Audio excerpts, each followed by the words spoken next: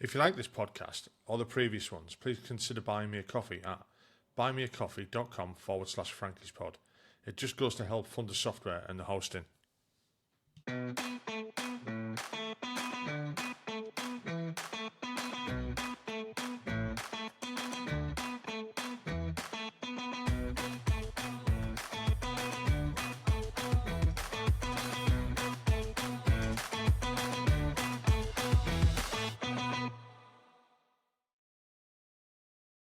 Welcome back to the podcast. In tonight's episode, I'm talking about Alex Harrison. Alex served with the Grenadier Guards and had a bit of an incident, let's say, while on tour. But I'll let him explain that. I mean, it's his story. I'm not going to say it. Hi, Alex. How are you doing? Not too bad, mate. Not too bad at all. Thanks for coming on the show. It's brilliant. I'm so glad you agreed to do it. So it's like the same 5 questions that I give everybody. Where did you grow up? Where did you grow up? Why did you join the army? What did you do? Why did you leave? And what have you done since? And I think you've got out of everyone I've interviewed, you're going to have quite an interesting story. So if you just want to start, it's pretty out there. Yeah, just give us a bit of where you grew up and why you joined the army. So, I grew up in Lincolnshire. Started my first 7 years of my life out in a little sleepy town called Horncastle, and then my mum and dad split up when I was about 7 or 8. Obviously, back then everybody, kids went with the mum, so I bounced around quite a bit with my mum. Ended up in Lincoln itself. So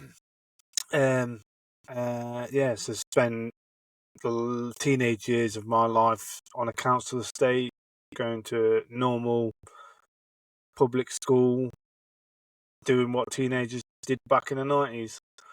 So yeah, pretty standard. Yeah, Lincoln's. I don't know Lincoln very well, but my parents moved to when I joined the army in 1985. I went home on my first leave, and I'm from Hartlepool, so I'm in the northeast. Went home on my first leave, and walked in the house, and I thought, for me, this all looks a bit different. And all redecorated, and that new furniture, and that. I thought, what's going on? I mean, my sister walked down the stairs, and she goes, "What are you doing here?" I says, "What are you on about? I've come on leave." She goes, "You don't live here anymore." What? They bought the house off my mum and dad. My mum and dad had moved while I was in fucking training. Oh, fucking hell. To tell me. They moved to Grantham. Oh, right, so Grantham, yeah. Yeah, I said, where they moved then? They said, Grantham. Where the fuck's that? In Lincolnshire. Where the fuck's that? All right. So, yeah, I kind of know. I know Grantham, but I don't know Lincoln very well. Grantham,'s a bit of a random one to move to from Hartlepool. Was that because of your dad's No, they'd been looking for somewhere to go. And one day they were driving down the A1. I went, oh, that sounds nice. So they drove into Grantham and thought, oh, I like it here. It's not, I mean, I don't know what it was like back then, but it's certainly not that. Yeah, it's certainly not that glorious. Without wanting to offend anyone from Grantham, but it's a fucking shithole and it's weird. Yeah, it's a fucking weird place. Yeah. I must admit, I've had some good nights there. I'll give it its due for that. But you're a braver man than me for going on the piss in Grantham. Yeah, no, I mean, there's things I could tell you, but I wouldn't on here. So, what made you want to join the military then? Well, it's just my mum told me that when I was 3 years old, first Gulf War kicking off, back in 1991, and it was all over the news. Yeah, I know. I feel old talking to some of the young'uns, but yeah. So when that was all kicking off, I was a little Ben, and it's all over the news. And apparently, I said to my mum, when I grow up, I want to be a soldier. Or pointing at that and pointing at the screen and saying, "Oh, I want to be one of them." But I mean, obviously, I was 3. I don't remember that. Yeah. And and then sort of as I got through teenage years, I realised how fucking messed up my family was. The fact that I was living on a council estate with my mum, and I wanted the fuck out of there. So the only logical way to go about that was join the army. So at the grand old age of 13, I joined. Not 12, I think actually. At 12, joined the cadets, which was Cat Badge Grenadiers. Did 4 years. Hang on, maths ain't good. That's why I went infantry, because my maths is shit. But anyway, at 16, at 15 and a half, I was like, nope, definitely going in the army. Don't give a shit. Bosh. Down to the recruiting office, and walked in, said, I want to be a grenadier. How do I go about doing it? And they're like, oh, right, yeah, And there was no deviation. You didn't want to be in anything else apart from grenadier. Well, the recruiting officers, I mean, it was fortunate that when I walked into the recruiting office, the recruiting sergeant was a grenadier Cat Badge. Sergeant Golding, I even remember his name. I've seen him since actually, but they put me through the process, and you have to write down like 3 regiments, don't you? I can't remember what the third one was, but the second one was Royal Anglians. But yeah, and went in, did my barb test, and apparently, now I don't know if this was just them telling me, because of, I don't know, just telling me like they tell everybody, or whether there's actually any truth in it. But apparently, I got one of the highest scores they've ever seen in Lincoln Recruiting Office on the barb test. So there was like, fucking hell, you don't want to be going infantry, you know. Think about it fucking when you come out, you know, go into a trade, do this, go artillery.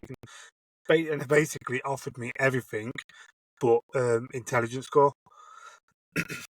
And I was just dead set on going fucking grenadiers. So that's what I did. Well, that's fine, isn't it? Yeah. I mean, I wonder how many times they do say that to people. I mean, Yeah, weirdly, when around my time of joining, like in the mid-80s, everybody wanted to either be in the Air Corps for some reason. I wanted to join the Air Corps, but it was really hard to get in because I think they only had one intake a year, and we were going for like junior soldiers type of, for it, junior leaders regiments. It's a shame they got rid of them. But I mean, you've got Harrogate, I suppose now. yeah. But nearly everyone who joined about the same time as me, I've heard them on here talking. They're all going, "Oh yeah, we were trying to go in the Air Corps," and I was like, "So was that? The Air Corps could have been massive." And we all got like, "No, you can't get in the Air Corps. Yeah, you'll have to wait." No, I want in now. So I ended up in the artillery. I didn't even know what the artillery was. Yeah. I had no. I wanted Air Corps. I wanted to go to the Air Corps, and that was it. And I was a kid, like, we posters of Lynx helicopters and gazelles and stuff all over my bedroom and that. Yeah. But Air Corps. And then when I come back from Sutton Coldfield and been down for selection, I was like, "Oh, I'm in the artillery. What's that?" I don't know. They blow stuff up from a long way away. I'll find out. That's the most accurate description I've heard so far. Blow stuff up from a long distance away. Yeah. When quite early on in my career, I went AWOL. I've been AWOL a few times. I went AWOL for like nearly 8 months, and I signed on the dole while I was on the dock while I was AWOL. Because I got fed up with having no money, so I thought if they're going to catch me, they're going to catch me. So I went and signed on. I was doing employment training. But I went and they said, "Right, what previous experience have you got?" And I said, "Fucking hell, I kill people from a long way away." And they were just like, "What?" I said, "That's all I know. I was in the army." "Oh, yeah, all right, fair enough." But I managed to sign on the dole and start doing trade training with them and that. What used to call employment training years ago. So you'd have to go off a course and stuff. In the end, I got caught because I was walking down a railway track pissed up. Policeman stopped me. Well, how come you went on the AWOL? What made you go? Women. Oh right, okay. Didn't want to fucking leave her. Blah blah blah. It turned out it's not too bad. We ended up married for 30 years, so yeah, that's not too bad. we're not married anymore. Same as a lot of guys, I think, when they come out of the army, you end up living on separate each other. The amount of lads that left.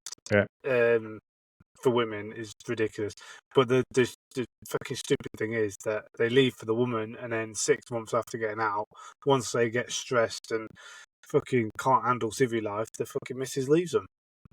Yeah, the amount of people I've seen who've done a full term in the army, married nearly all the way through. Like I said, we were married for 30. I'm still actually married technically. 35 years. We've been separated for 5. But the amount of lads I've seen who leave and you think, their marriage was rock solid. They've left the army, and like you say, you can get used to. I've been out 12 years now, and I wouldn't say I'm still used to being a civvy. No way. I still find it a bit odd. Certain things I still don't want to deal with people sometimes, type of thing. Yeah, But I mean, I got out in 2009, and I can't fucking deal with fucking civvy life. It drives me fucking nuts. well, I suppose like with the community that we'll probably end up talking about later on, your little your little army, let's call it. Well, yeah. So Yeah. what was it like turning up for training then? Or was that a shock? I suppose Um, with the cadets that had really helped. ish, because Right. yeah, like day one, week one, because I went to Harrogate. I think I was literally 16 and 3 months old. So I ended up going to Harrogate, and when I got there, week one, day one, the first thing they said to us was, if there's any cadets amongst you, forget everything you fucking learned because it was probably wrong. And I was like, oh, okay, yeah, maybe. So yeah, I was the quite shy, nervous type when I joined in 2003. I was You've definitely grown out of that then. oh yeah, massively. I mean, yeah, the army will do that to you anyway. Yeah. Yeah. So So what was that at Harrogate then? I really, really enjoyed it because it was. So I did well, it's the only course that was available then. So I did a long course, as they'd know it nowadays, which is full 12 months long. And Right. while you're there, you do your phase one training, further education. So I did application of numbers, which is maths, um, communication skills, which is English, and IT. Well, I failed IT because I'm a mong. And also, I was in the mindset of, well, I'm going infantry. I'm not going to be playing with computers. Fucking bin this shit off. So, didn't really put any effort into it. How fucking wrong I was. Yeah. Yeah. But yeah, I really loved it because alongside all of that, you also do DV training, Duke of Edinburgh, which you had to Yeah. do one Oh main. yeah. Yeah, you had to do one main sport and then two halves. So the main one you did all the way through, which I chose American football and ended up going to America to play American football with their college kids. Um, and then your two secondaries are like you do like 6 months of it. So I did hovercrafting and trampolining. What? Yeah, it was I can get mega. with the American football, but hovercrafting and trampolining. Yeah, Hovercrafting, fucking hell. yeah, it's like them little one man hovercrafts at the Yeah, race. Yeah, teach. Yeah, we was learning how to build, maintain, and race them. that's mint. Yeah, I did photography, and I was shit at yeah. it. Fucking Yeah, hell. I was doing all right with the hovercrafting until I wrapped it around one of the lampposts on the field. So American but football. I but mean, it, I'll have to delve into your mind. You can explain the frigging rules to me. My son oh fucking started hell. doing it when he was just before he left school, and he Yeah. ended up playing for Gateshead Senators for a So couple of games. effectively, the long and short of it is you've got 3 attempts to move 10 yards forward. Is the easiest way to. So each play is an attempt, and you've got Yeah. three. You've got 3 plays to move 10 yards forward. Now, if you make that 10 yards, you keep possession of the ball until you get 3 attempts where you don't make 10 yards. So if you do like a touchdown, is it a touchdown? Yeah. Yeah, I don't fucking know. I can't remember. But yeah, if you have a run where or a play that does really well and you get a full fucking touchdown from it, you quit in. You just keep hold of the ball, it resets, and you have to keep working way forward until you effectively have 3 attempts of moving forward and fail. Then the possession goes to them, and so you have two sides of the team. You have a defense and an offense. Yeah. And when you've got the ball, you've got to move. You have your offensive on, and then when you're obviously defending, you have your defence on. So No, I went to, he'd been doing all this training with him and all that, and I went to watch the first game with him playing, and I just sat there going, "What the fuck's going on?" I was like, yeah, "Why it's didn't it's you very pass the ball confusing up?" for a lot of most Britons that are British people that aren't into it. Yeah, Yeah, it's a and wild it was like sport. 3 hours long. I was like sat there going, Mm. "What's happening?" Yeah, So after that, I just sat in the car while he was playing. yeah.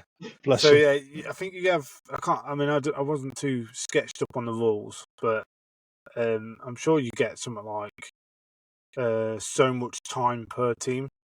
Yeah. So yeah, and stoppage time and change time and shit like that. So it's So yeah. if you phase 2 training, then is that after Harrogate, or do you? So when do you go to do the infantry training? So after Harrogate, I went to Catterick to do phase 2 Right. training, which is my infantry training. So because I went to Harrogate and there was a full platoon of lads spread amongst the 3 companies in my intake, we did a short version of normal training. So I think normal training is like 28 weeks of infantry training. But because we've done effectively phase 2, Yeah. phase 1, sorry, we do 10 weeks of phase 2. So yeah, I was only supposed to be at Catterick for 10 weeks, but while I was halfway through that, I went down with a heat injury and got back squadded. But that was a pain in the ass, wasn't Uh, ish. it? I mean, to be fair, I nearly didn't make it into the army at all because I've got a heart murmur. Right. Fucking hell. Yeah. So when I went for selection at Leckensfield, the first time I went, they picked up that I've got a heart murmur, so they sent me over to a Bupa hospital, somewhere fucking near Birmingham, Yeah. private hospital, and they did an ECG where they Yeah. stuck a load of fucking stuff to my chest and listened to it for a while, and did an ultrasound on it while they was doing that, and then it was determined that I've got a leaky valve, and it's not going to stop me from doing what I need to do in the army. Oh, that's So not too bad. nearly didn't make it into the army at all. But, but yeah, So phase 2 very different to Harrogate then. oh yeah, massively, because back then, phase 1 infantry don't do bayonet training. You do it at Catterick, where Right. now I don't think infantry do like phase 1, phase 2. I think they just if you go in infantry and you're of age, you just go straight to Catterick and do 28-week course. Those younger members that are joining the army, I think they do either Purbright or Harrogate, depending on their age. No, it'd be Harrogate they go to, Yeah. because if they're I'm trying to tap into my fucking knowledge that's very deep. Um, yeah, it's been a long Not as day. fucking deep as mine, mate. Yeah, Yours is a so, bit more recent. yeah. Well, technically, you're more up to date than I am because you got out after me. Well, yeah, yeah. Uh, I mean, so I just sat in an office for the last 6 years of my fucking career. I yeah, got given a 6-month job to work with an RCMO, oh and I yeah, says, yeah, I'll do that before I get out. I was due. I think I was due out within 18 months or whatever, yeah. and I ended up doing it for 6 years. So Oh, I was cushy. like, it was great. It was absolutely brilliant. I couldn't get no one could touch me. I loved it. Absolutely loved it. So my Yeah, office, not my office, the RCMO's office, 2IC, CO, adjutant. yeah, Nobody bothered me. No one came and fucking dicked me for anything like that. It was yeah. great. I fucking loved it. Yeah. Right, so you went from phase 2 to Yes. your parent So unit. then, yeah, when I eventually passed out of phase 2, I went to Nijmegen Company, which is an incremental company. There's 5 guards regiments. Grenadiers being the first regiment of foot guards, with your Coldstream, Scots, your Irish and Welsh, the other 4. Um, and 3 of them 5 have incremental companies. Grenadier, Coldstream, So Grenadier, Coldstream, and Scots Guards have an incremental company. Why the other two don't have one, I don't know. They just don't. So what is that? I mean, that's an incremental alien to company me. effectively is like phase 3 training. Right. Okay. So while you're at 9 Main Company, back in my day, it used to be there for about 9 months, where you did all the ceremonial stuff, Right. or primarily ceremonial stuff. So it's where you learn how to do all the Queen's Guards, state opening of Parliament. You had to do at least one troop in the colour parade. Just basically all ceremonial stuff that the guards do within London. You had to do it while you was there, as a sort of stepping stone into battalion. Yeah. So what was that like doing the ceremonial stuff? I really liked it. Yeah. I was just about to say I can imagine it being a pain in the ass. Nah, I mean a lot of the lads don't like it because it's not, There's a lot of bullshit. yeah, there's a lot of bullshit that comes with it. But as long as you accept that, there's going to be bullshit wherever you fucking turn, you just grit your teeth and get on with it. I mean, it gave me a massive sense of pride. Yeah, I Just can fucking, imagine. Yeah. yeah. Because like, our mum, my a little funny story. So my mum come down to see me while I was at Megan Company. I was on guard at Tower of London, and it was the middle of the summer. And was it summer? I don't know if it was summer actually. Now I say that, but anyway, she come down to see me at Tower of London. I got her in for free. And I was, because when you're not on stag, effectively your time's your own. You kind of have to stay in uniform, and you can just walk around and do whatever the fuck you want. You certainly could back in my day. I don't know if you can nowadays. So when I wasn't on stag, because you're only on stag for 2 hours, and then The whole day. yeah. Oh, that's not too bad, is it? Depends how it falls. If you're Yeah. junior bod, you'll do a morning stag and then an afternoon stag. But if you're one of the senior ones, you tend to just do one stag a day. Yeah, better stag list. Yeah. Yeah. Also, it helps if you mates with the Lance Corporal who's writing the stag list. But yeah. No, I can tell what you're I was saying just fucking about going around. the sense of pride. It'd be cool. So what did your mum think of you when she come down then? She thought it was fucking phenomenal. She just sat on a bench watching me for fucking 2 hours. It was a bit weird from my point of view, but she fucking loved it. I mean, it gave her a massive sense of pride. And while she was sat there fucking watching us, some American couple sat next to her, and they was like, "Oh, right, yeah." They noticed that she was looking at the guardsman, aka me, and it was like, "Oh yeah, it's so wonderful to see them." Blah, blah, blah, blah, blah, blah, blah. And do you know anybody that does it? And she turned around and she's like, "Yeah, that's my son." And they was like, "What? Holy fuck!" It just blew their head off that lad that stood there's got a mum, and it just happens that she sat there. Anyway, they was taking fucking pictures of her and all sorts, getting her to stand in front of me, so they could take a picture of her and me. It was fucking odd. That's Americans for you, isn't it? Yeah. So after that, then.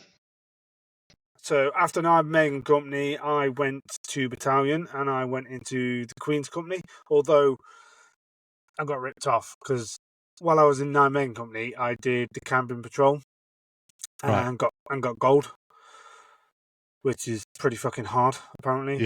Yeah.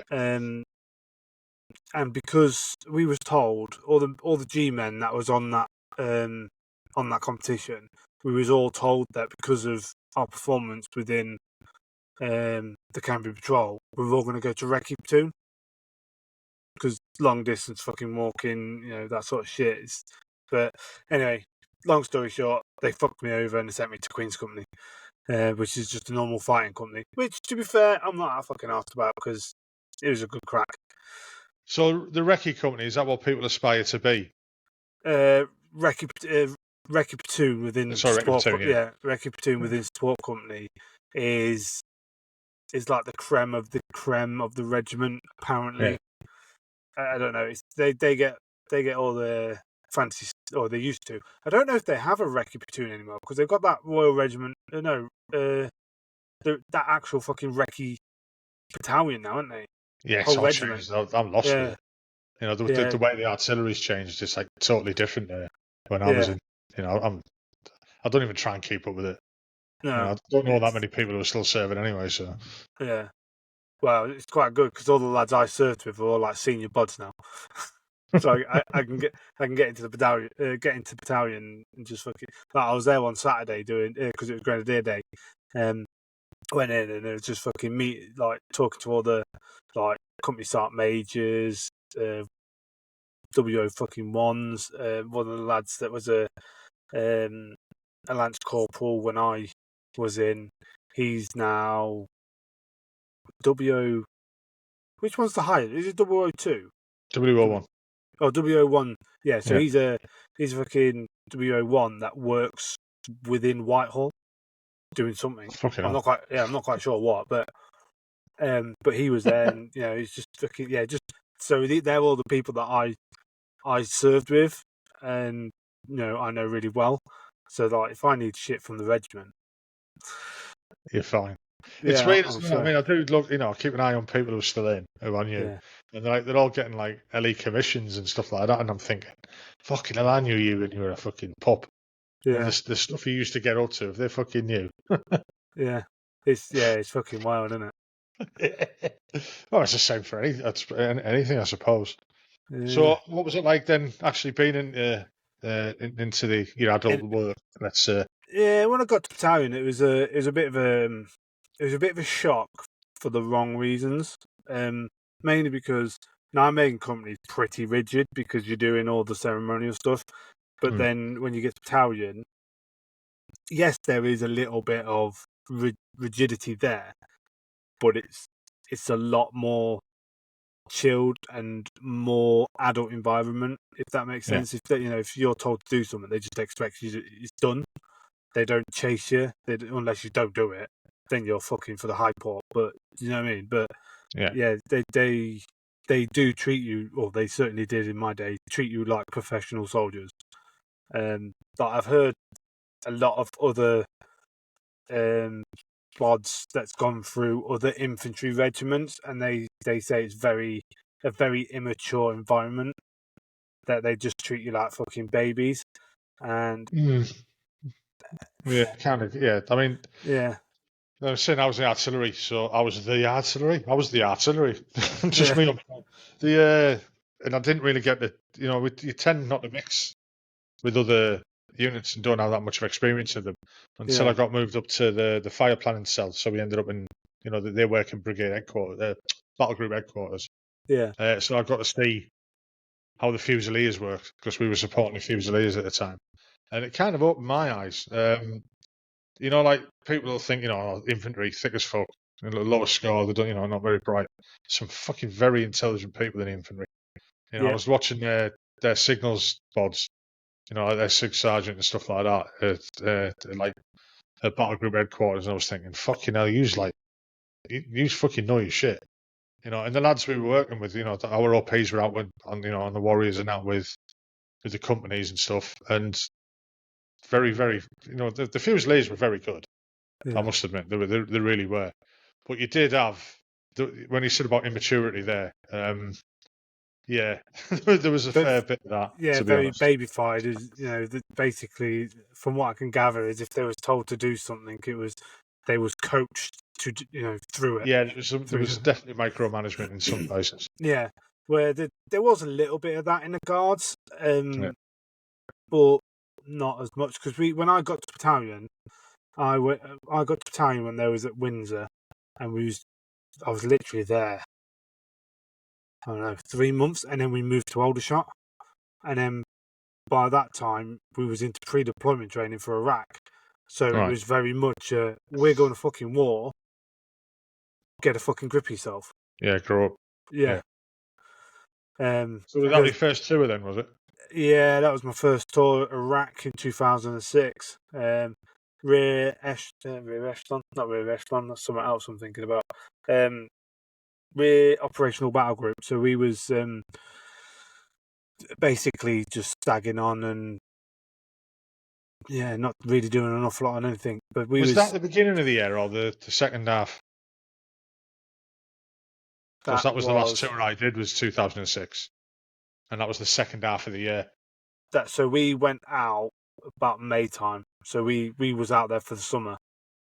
No, we took over almost like from you type of thing. We was at Basra Palace. Oh So right, we went out there in we 2006. didn't get anywhere near that. Well, I certainly didn't anyway. I say we, I certainly didn't. Yeah. I was up in Baghdad for the first 6 weeks. Very different then. Yeah, doing basically just fucking chaperoning 5-star generals around and shit like that, just being security for them, and then doing like supply runs back and forth to the airport. And it was while we was up in Baghdad, we received our first ever contact from an American fire team.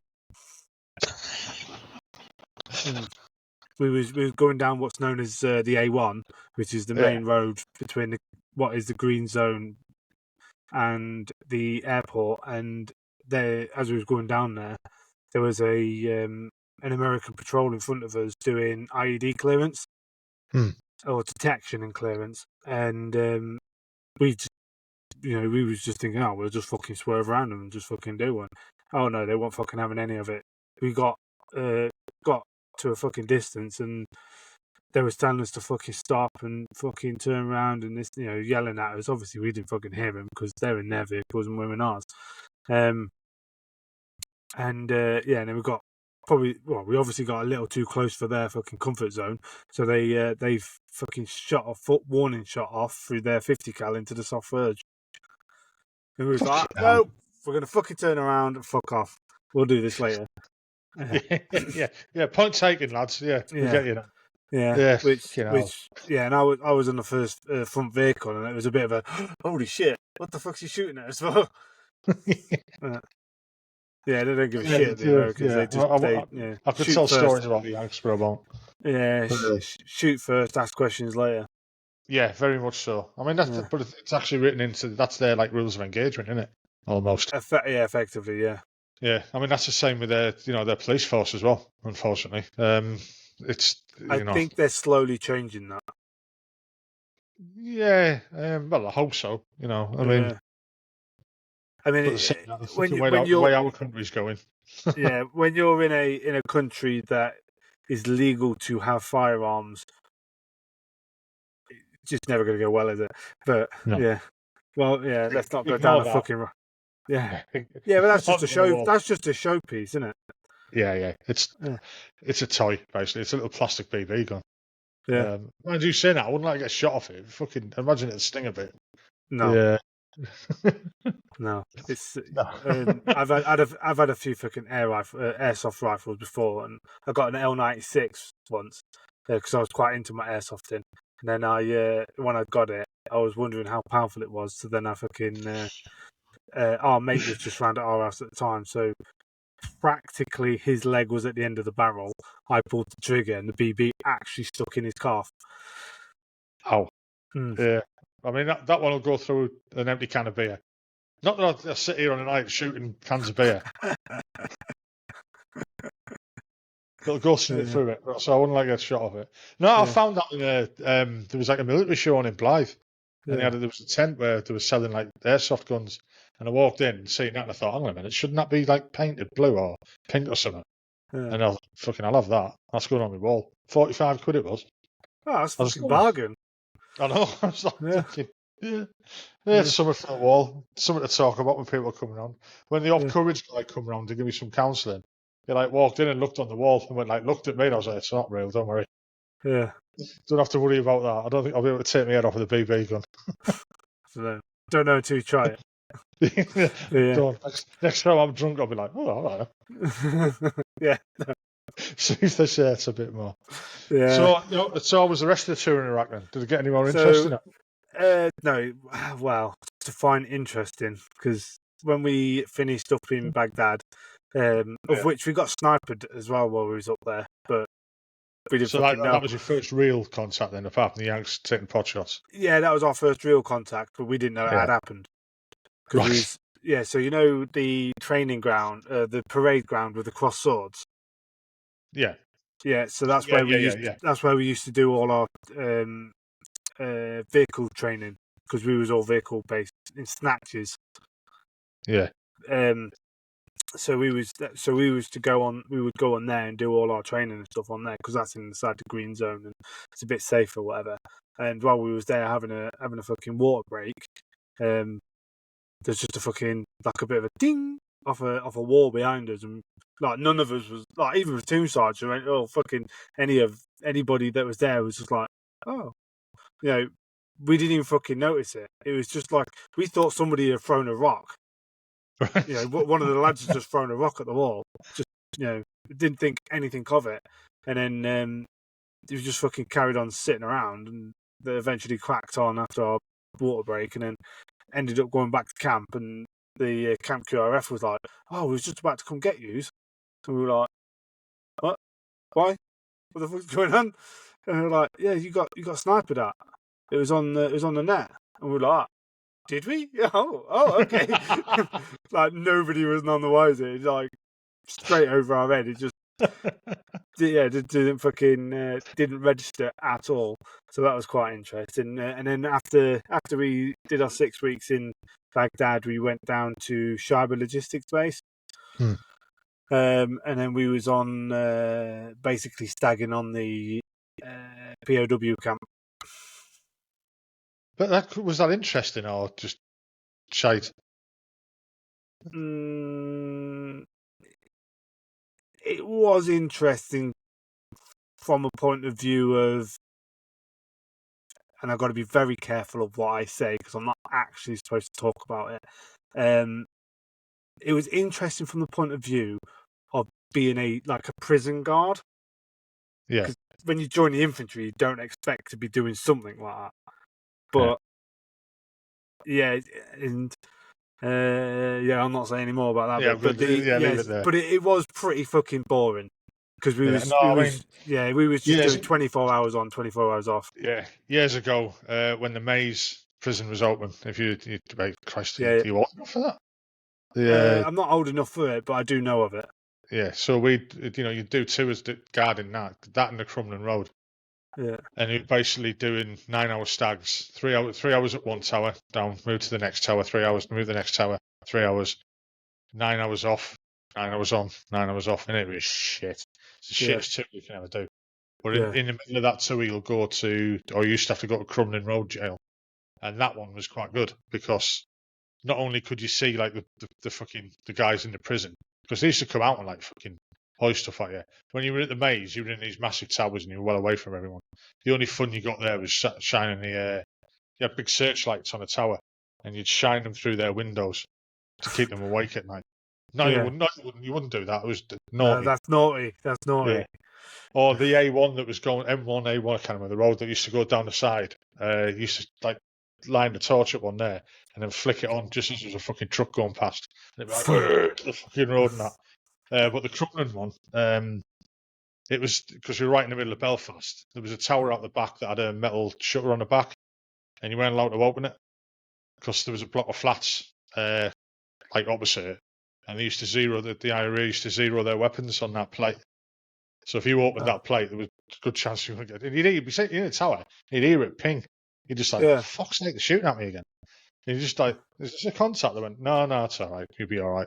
Just come down later on, type of thing. But there was the corner singer. It was this like massive old guardhouse thing from Victorian time, and it overlooked one of the hospitals with the women's ward on it, and they used to flash the tits at you and all sorts. But they did it on purpose because then you were watching them and you weren't watching what was going across on the road or wherever, So what you're going to watch the traffic, or you're going to watch some bird flashing and knockers at you, I know what I was looking at.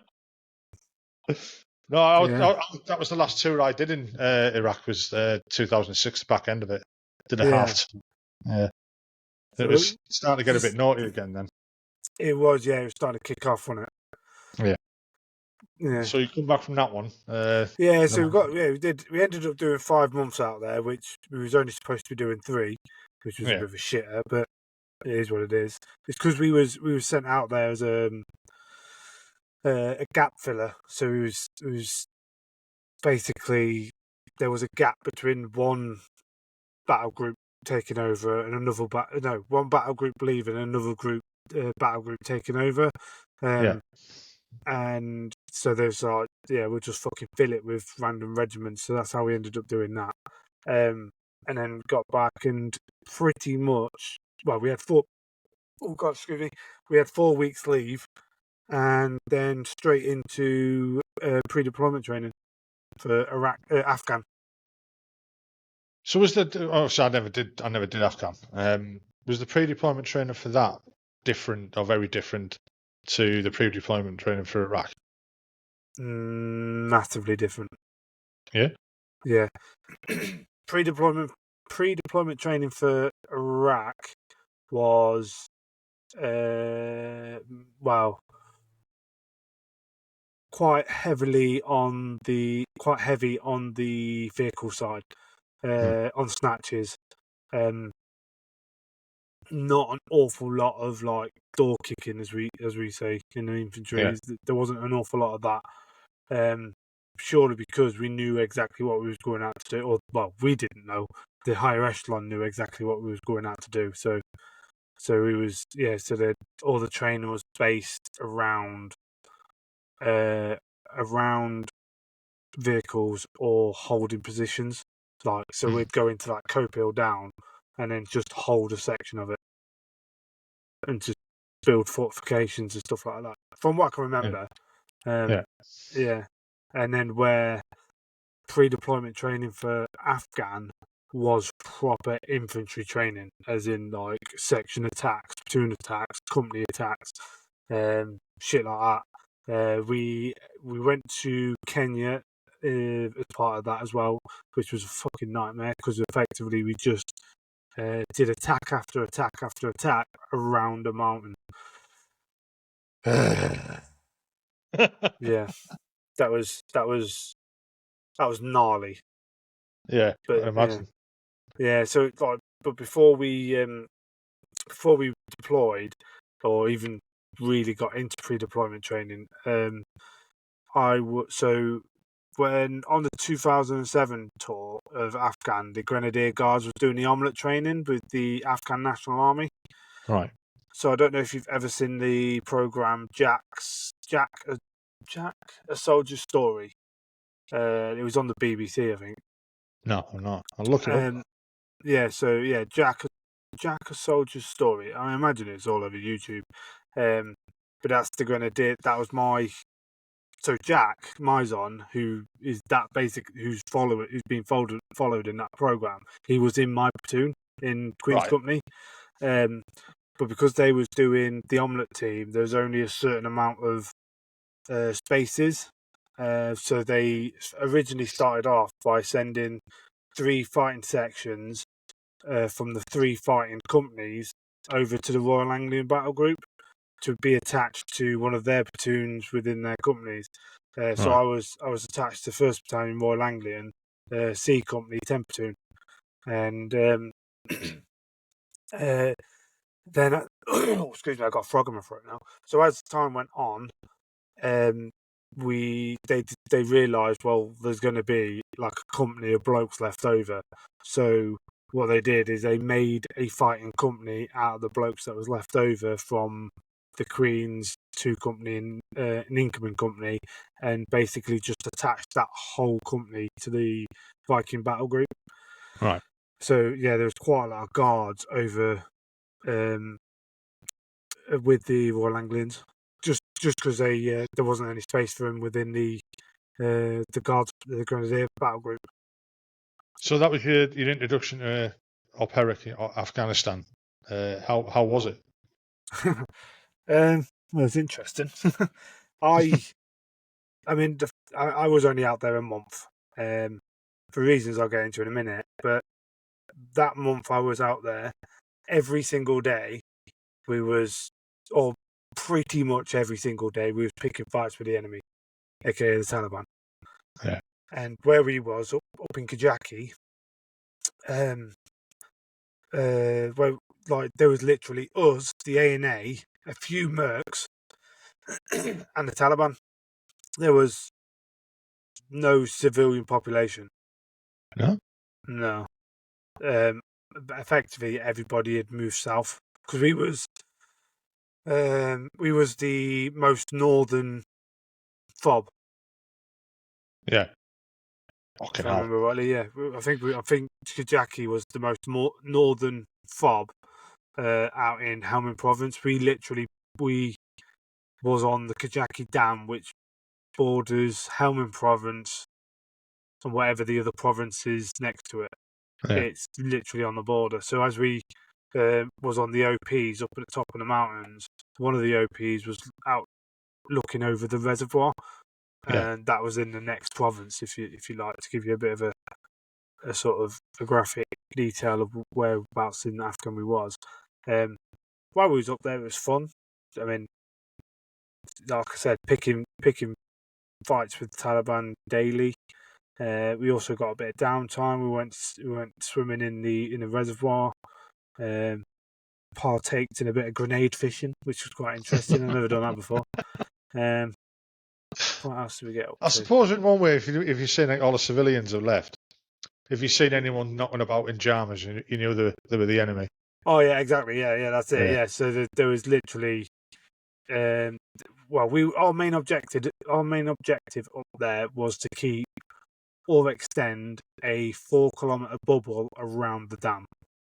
And that was going south into Kajaki Sofla. That was going north into Mazdarak and various little other villages just sort of north of the river. So yeah, that was our job. We would just go out, pick a fight with the Taliban to make sure that they aren't getting any closer. Make sure they knew we was there and we meant business. And while my 10 platoon Royal Anglers was out there, I think I say we, I had very little to do with it, but it was pushed out to about 6k the bubble. So, and we was going out on foot as well. Fuck that. Yeah. So we was tabbing at least 12k. Or I wasn't, because I'd been fucked up since by that point. But yeah, we was tabbing at least 8k out and back. While we was fucking going out patrol, and then you got all you running around. Well, in a firefight and shit. Yeah. My longest firefight was 37 hours. Fucking hell. Wow. Yeah, I mean that gets that reaction, and it's not the longest one out there. I know of people that's been in longer firefights than that. It was a very kinetic tour. And daft question, right? Yeah. But this, it's just popped in my head. Sometimes things pop in your head and going to come out your mouth, and this probably shouldn't, right? But in that 37 hours, right? Did you get bored? Yeah. Right, good. I'm Yeah, just thinking fucking. Because our infantry unit works is you've got one attack, one support, and one in reserve. So like not everybody's attacking at the same time. Yeah. So like you'll end up when you're in reserve, where you're getting rebombed up, and fucking ready to go. Getting your fucking water on board, getting your food on board. If situation dictates, get your head down. Ours wasn't really a thing because we was constantly bouncing, so we was always on the move. But there was times where we sat there for an hour or so, not really fucking knowing what the fuck's going on. Just thinking, fucking, I'll get on with it. Yeah. Yeah. But it was because although it was very much kick the shit out of the Taliban, it was also, we can't just fucking wipe them out. It's just not it's just not possible, and B, rules of fucking not necessarily rules of engagement, but like rules of warfare. Yeah, and the hearts and minds type of thing as well. And You know, you've got to be to a seen to degree, do the yeah, right thing. Yeah, you've got to be seen to be doing, yeah, you know, the moral high ground, let's say, type of thing. yeah. So like, yeah, even though we'd have a good old fucking scrap with them, and knowing that we've got, I don't know, say 20 or 30, shots on target, and not necessarily saying I've got 20 to 30 shots on target, but let's say the platoon in a platoon attack had got taken 20 to 30 confirmed. Yeah, We would allow them to, well, not necessarily allow them, but it was sort of, we're not going to bounce onto them because A, they're just too far away, and B, 9 times out of 10, by the time we get there, they're already gone anyway. yeah, So it was more of a, right, kick the fuck out of them and then just sit for a bit. And then if they come back at us, then we kick the shit out of them again and move forward and shit like that. I mean, most of the firefights was from a great distance. There was a few incidences where we was literally toe to toe with them. Like one of the first attacks I did in Kajaki Sofla was, I was running. Well, I was tasked to because I was a point man in my section, so I was like the first one in and shit. And while we was down on patrol, we'd not been contacted, so we was at an end of a row of compounds, and we were I was tasked, or my section was tasked to sort of bounce onto the next row and start taking them, and it meant going over like a couple of irrigation ditches. When we did that, we went over, so it was two bridges because it was like the river was a bit of a Y, and the compound we was going to was in the middle of the Y. So we had to go over one bit of the river to then go over another bit of the yeah. river to get into it. And I mean, the rivers was literally 4 feet wide. It's not very big. It's yeah. So the little bridges that was going over them was like little humpback bridges sort of things. And on the first go, we got to the second bridge, and as I got onto the middle of the second bridge, the compound was probably 5 meters in front of me, and I could see down the long side of the compound. And as I was fucking looking down there, running towards it, as I was going onto the little bridge, two Taliban fighters come out and fucking stopped and looked at me. I stopped, looked at them, and we were like, "Oh shit, there's actually fucking blokes here." And they must have been thinking the same for us. Yeah. And I was close enough to see the whites of his eyes, which was, yeah, not really where you want to be. No. But it was, yeah. And then it was just sort of that moment where we both sort of froze, that a big fucking machine gun down the river had opened up. So we fucking bomb burst back to the safe compound, and then we was like, right, okay, we know they're here. We're fucking going in hot. So it was, yeah, first time I'd fucking done an assault live with the potential of rounds coming back at me, which I fucking, it was pretty fucking cool doing it, because you do feel like fucking Superman. It was, it was pretty fucking cool, and it's, as an infantry, it's everything you dream it is. Yeah, it's your job, isn't it? You know, it's your Yeah, job. it's it's fucking, it's wild, wild hit of adrenaline, and you get very, what's the words, like, everything goes into slow motion. Right. Yeah, it's quite hard to describe the sensation, but everything just goes into sensation when you do that. And like, I just remember getting, being stood at the corner of the compound, and I just remember checking my magazine, giving that a fucking a push to make sure that was in right, and I was like, right, safety off. We're fucking, it's go time, boys. And I got my countdown started, and he was like, "I got a grenade ready," and I was like, "Oh shit, no, I haven't." So I got a grenade out, had my grenade ready in my left hand. We literally just a fly off lever. The matte black safety clip was off. The pin was out.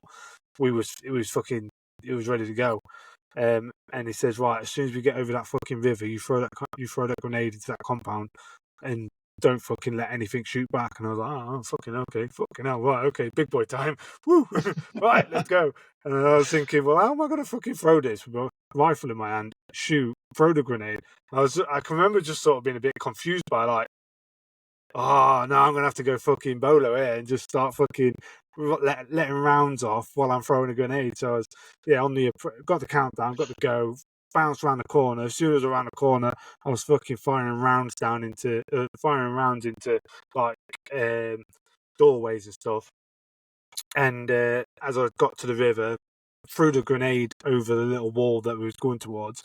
A few more rounds while that was, in air, and just fucking got down behind the wall. Grenade went off, fucking jumped over a few more rounds in one of the other doorways, and as I turned to clear the first little room, I got the fucking dead man's click because I wasn't counting my fucking rounds. Luckily, my adrenaline, mate. The adrenaline. yeah, that's exactly it's the adrenaline. Yeah, luckily my 2IC, my section commander was actually my number 2, so he was literally on my shoulder. And as soon as I went click, he just pushed me out the fucking way, and he just let a load of fucking rounds in. And he says, "Fucking hell, don't let that ever happen again." And I was like, "I don't intend to," because it was fucking yeah. If there was Taliban in that first room, I would have been fucked. Yeah. Fucking hell. Yeah. You learn by your mistakes, though. Oh, you fucking did. Yeah, never happened again. But yeah, and that's why train. Well, I mean, I know that's in theatre training, but that's why training's important because you've gotta learn that muscle memory. But then then it got fucking a whole lot worse a couple of fucking weeks later. So because then we was doing another area up in Mazrak, and we was out there doing basically clear and deny operation, where we would find the Taliban trench and tunnel systems and basically just blow them up so they can't use them. And as we got there, it was like fucking. We sat on our FRV on the or the line of departure, or whatever the fuck it's called, at dusk, and as soon as the sun was up, we was off. We was over about 200 metre of poppy field to get to the compound. It had been mortared the day before, and as it had been where it had been mortared, it had sort of dropped one of the walls, so that was our entry point. Right. And as I went in scrambled over the rubble and got into the compound, started clearing rooms. Me and my number 2 just fucking working through them. So then the rest of the platoon can sort of join us. Although they was already on the route, you just sort of you methodically go through the rooms. You do it in pairs, so you'll have one pair do the first room, another pair do the second room. By the time you've done your room, you bounce onto the third room, and so on like that. So you sort of pepper potting through rooms. Anyway, by the time I'd got to the third room, there was a hole in the back of it, and it was that point where I didn't freeze. I just stayed where I was, because if I fucked off, someone's coming through that hole, and Right. I don't like that. I don't like where the Taliban would be coming behind us. So yeah, I fucking flagged it up and said, nope, there's a hole, I'm staying. And then the rest of the platoon sort of was in the compound by that point, and they started clearing the rest of it. And then the fucking platoon signaller fucking went through the wrong fucking doorway, and he got fucking slotted twice, because as he walked through the wrong doorway, which was, so if you was to put it on a map, say he's gone out we went in an eastern wall, he went through a doorway on the northern side that hadn't been cleared. He went looking for the platoon commander, which he was going the wrong fucking way about it. And anyway, he went through his fucking doorway, and Taliban was sat there waiting in a full ambush position. And he got 2 rounds, one through his fleshy part of his love handles, and the other one sort of bounced off the top of his radio and went through his, like, the fleshy bit above his collarbone. So he was fucking lucky, right? Really lucky. Yeah, didn't hit anything vital. Although he was in a bit of a fucking state, he didn't hit didn't hit anything vital, so he was extremely lucky. And then that was contact initiated, and the fucking world imploded. It was fucking chaos, because the Taliban was literally 10 meters away. It was just fucking carnage. There was blokes just fucking lobbing grenades over walls. They was lobbing grenades at us.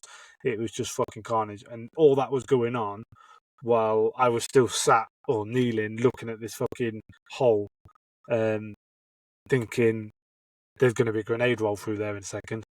There's going to be a fucking grenade. So I kept using. So I had like the tactical torch that was on my weapon system. So I with the laser torch. Yeah, I don't know how to fucking describe it, but yeah, I had one of them on my weapon. So I constantly I had the laser constantly pointing at that fucking hole, so he could see, whoever the fuck was in there could see that there was a laser being There's pointed someone at it. outside, yeah. Yeah, and then every now and then I'd just sort of flash my light on just to sort of make him properly aware, just in case he hadn't seen the laser. But yeah, anyway, while I was sat there, the platoon commander decided that we was going to bounce on, take the big compound. There was two of the other sections up and supporting fire up on the roofs of the compound.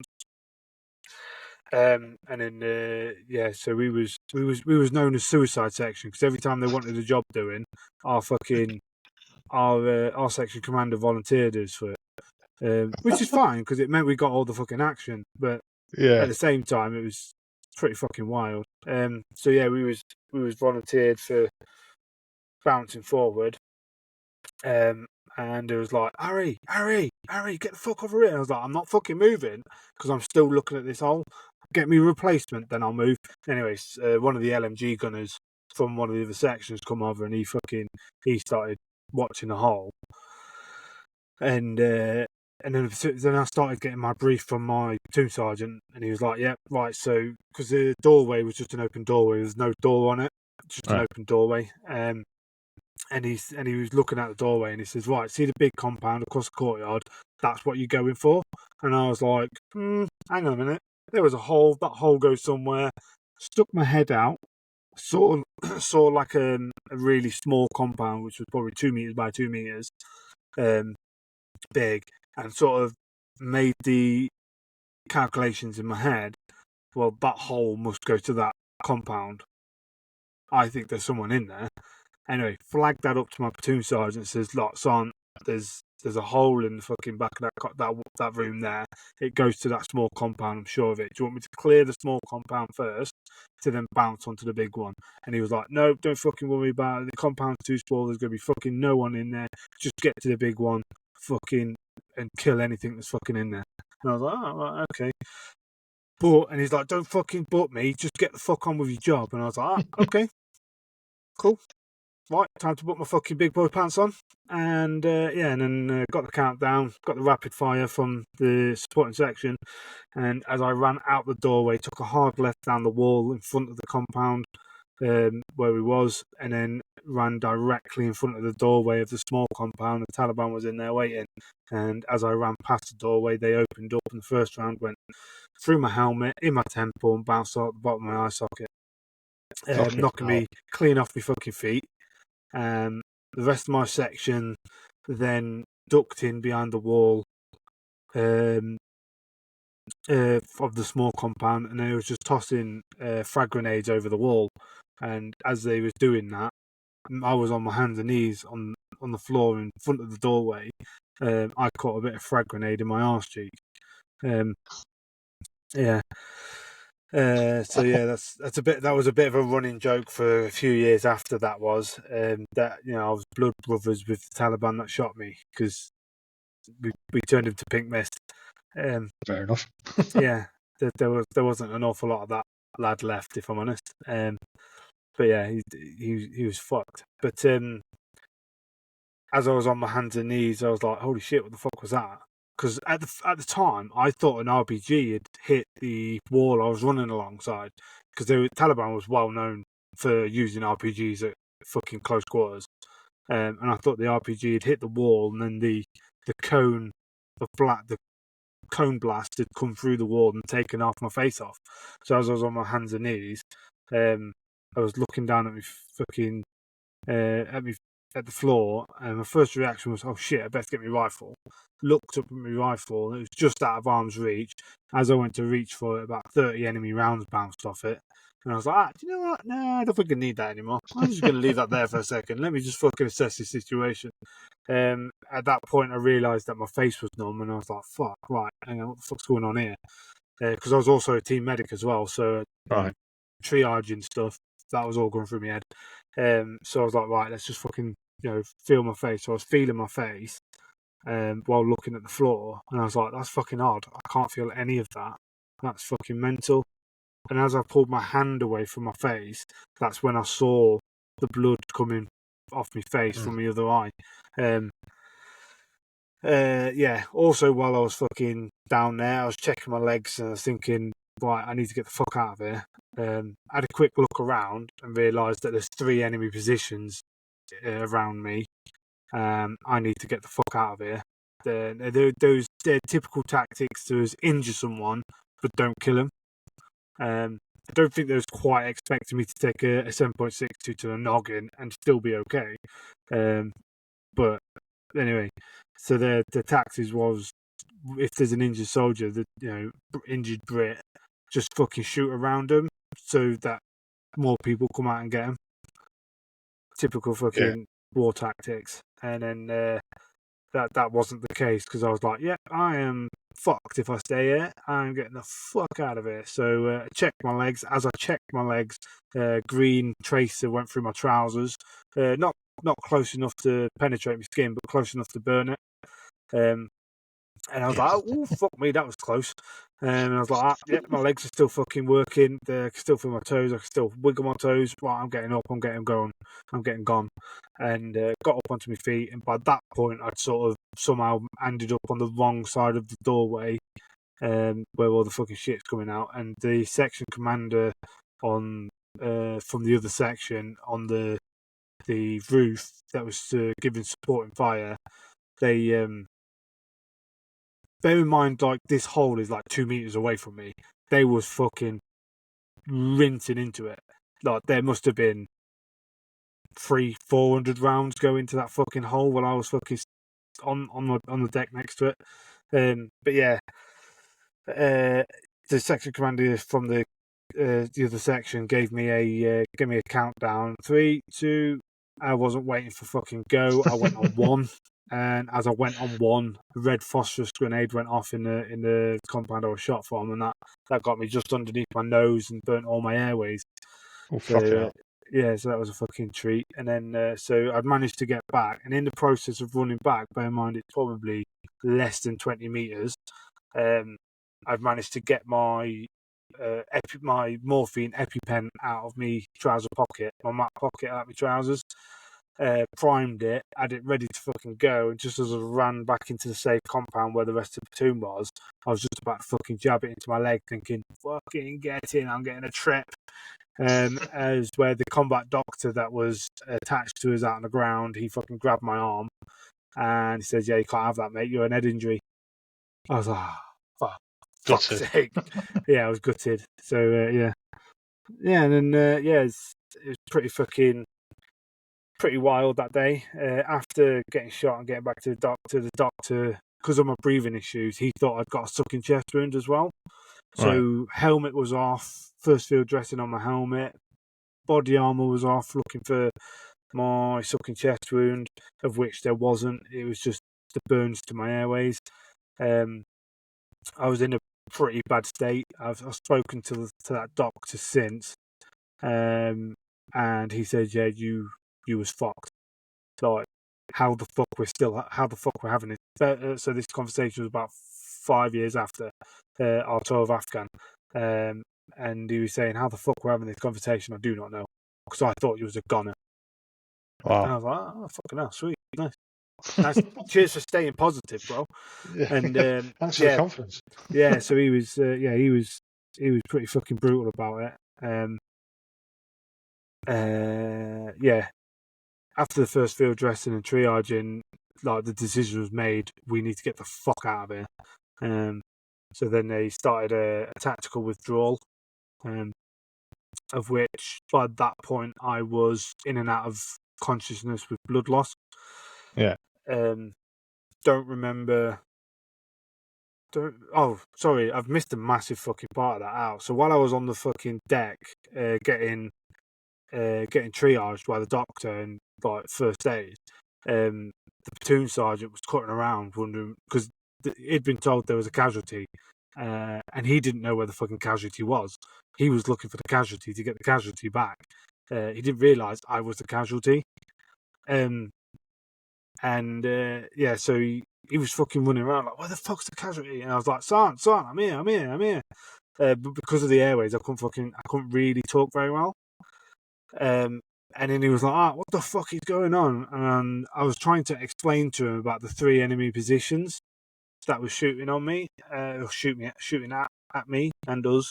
But because of the burnt airways, I couldn't fucking say that. So I ended up drawing a map in the sand next to me to try to get that information back. And now I thought I'd done it with my finger, but apparently I'd picked up an empty case and I was doing it with an empty case. But yeah, I don't know. Read into that what you will. So then that information got passed on to platoon sergeant, or the platoon sergeant received that information, passed that on to the platoon commander, and the decision was made to, we're fucking out of here. Like, this is hot, like ridiculously hot. And then they withdrew. And while I was getting casevaced, they took another 2 casualties from one of the other platoons.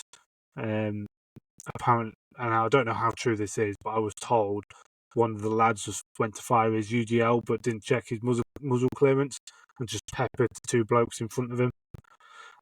But again, I'm not 100% sure on that. Yeah. I might be getting a bit confused. But so they took another 2 casualties from the other platoon. As I was getting casevaced, the platoon sergeant was carrying me on his day sack. He took 2 rounds in his back plate of his body armour as we was trekking back over the 200 metre poppy field. Them rounds was about 3 inches underneath my chest. Bear in mind, I had no body armour, no helmet, or fucking anything on me. So that was pretty fucking wild. And then I woke up. So I woke up when that happened because he fell over. He obviously got knocked over. And I remember waking up and looking up poppy heads, thinking, "The fuck is going on here?" Because all I could see was the poppy heads exploding. And now, at the time, I didn't really fucking know what the fuck was going on. Obviously, head injury, blood loss, a lot of confusion. So I didn't really fucking put 2 and 2 together.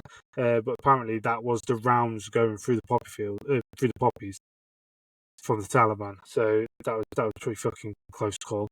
And then what else? So then I passed out again. They carried on caddyvacking me. Woke up again when they put me on the floor to try and work out how to get me down the cliff wadi into the bottom of the wadi where the caddyvac vehicle was. And I woke up and I was like, caddyvac vehicle. I need to be in that. So I just fucking jumped down this 9-foot cliff. Luckily, the driver fucking caught me because I had fuck all on me. I was really light. Luckily he caught me and got me got me on my feet and sort of chaperoned me to the Viking. I think a Viking vehicle. No, Viking's a tracked one. I can't remember. It was the 6-wheeler fucking thing that we had.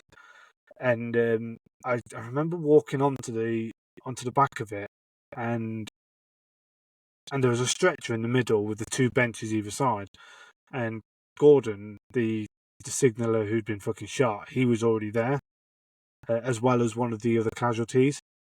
And they was sort of sat on the side. And I remember saying to Gordon, I says, "Oh, Gordon, you need to get yourself on the stretcher, mate. You're in shit state. You're fucking far worse than me." And his face was white, and he fucking turned to me and just gave me fucking look of horror and said, "No, Harry, you need to get on the stretcher." And I was just like, "Oh fuck!" And that was the first realization of how shit the situation was. Right. That was my first indication of how fucked up I was. So How much pain I were you in? none. No. No, my arse cheek was hurting a bit, but that was about it. Yeah, because with my face, either side of your nose, between your nose and your cheekbone, is your two main nerve ended. Both either side of your nose is main nerves that Yeah. run the feeling for your whole face. And what it had done is severed that. So like my whole face was just numb. I suppose that was kind of lucky in a way.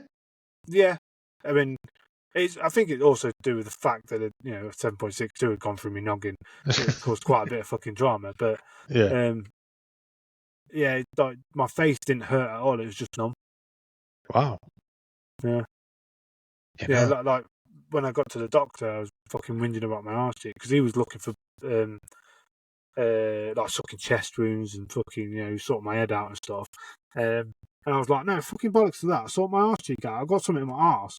So like, my fucking arse cheek's killing. And he was like, yeah, that's the least of my problems. I was like, okay. You But my know. arse cheek hurts.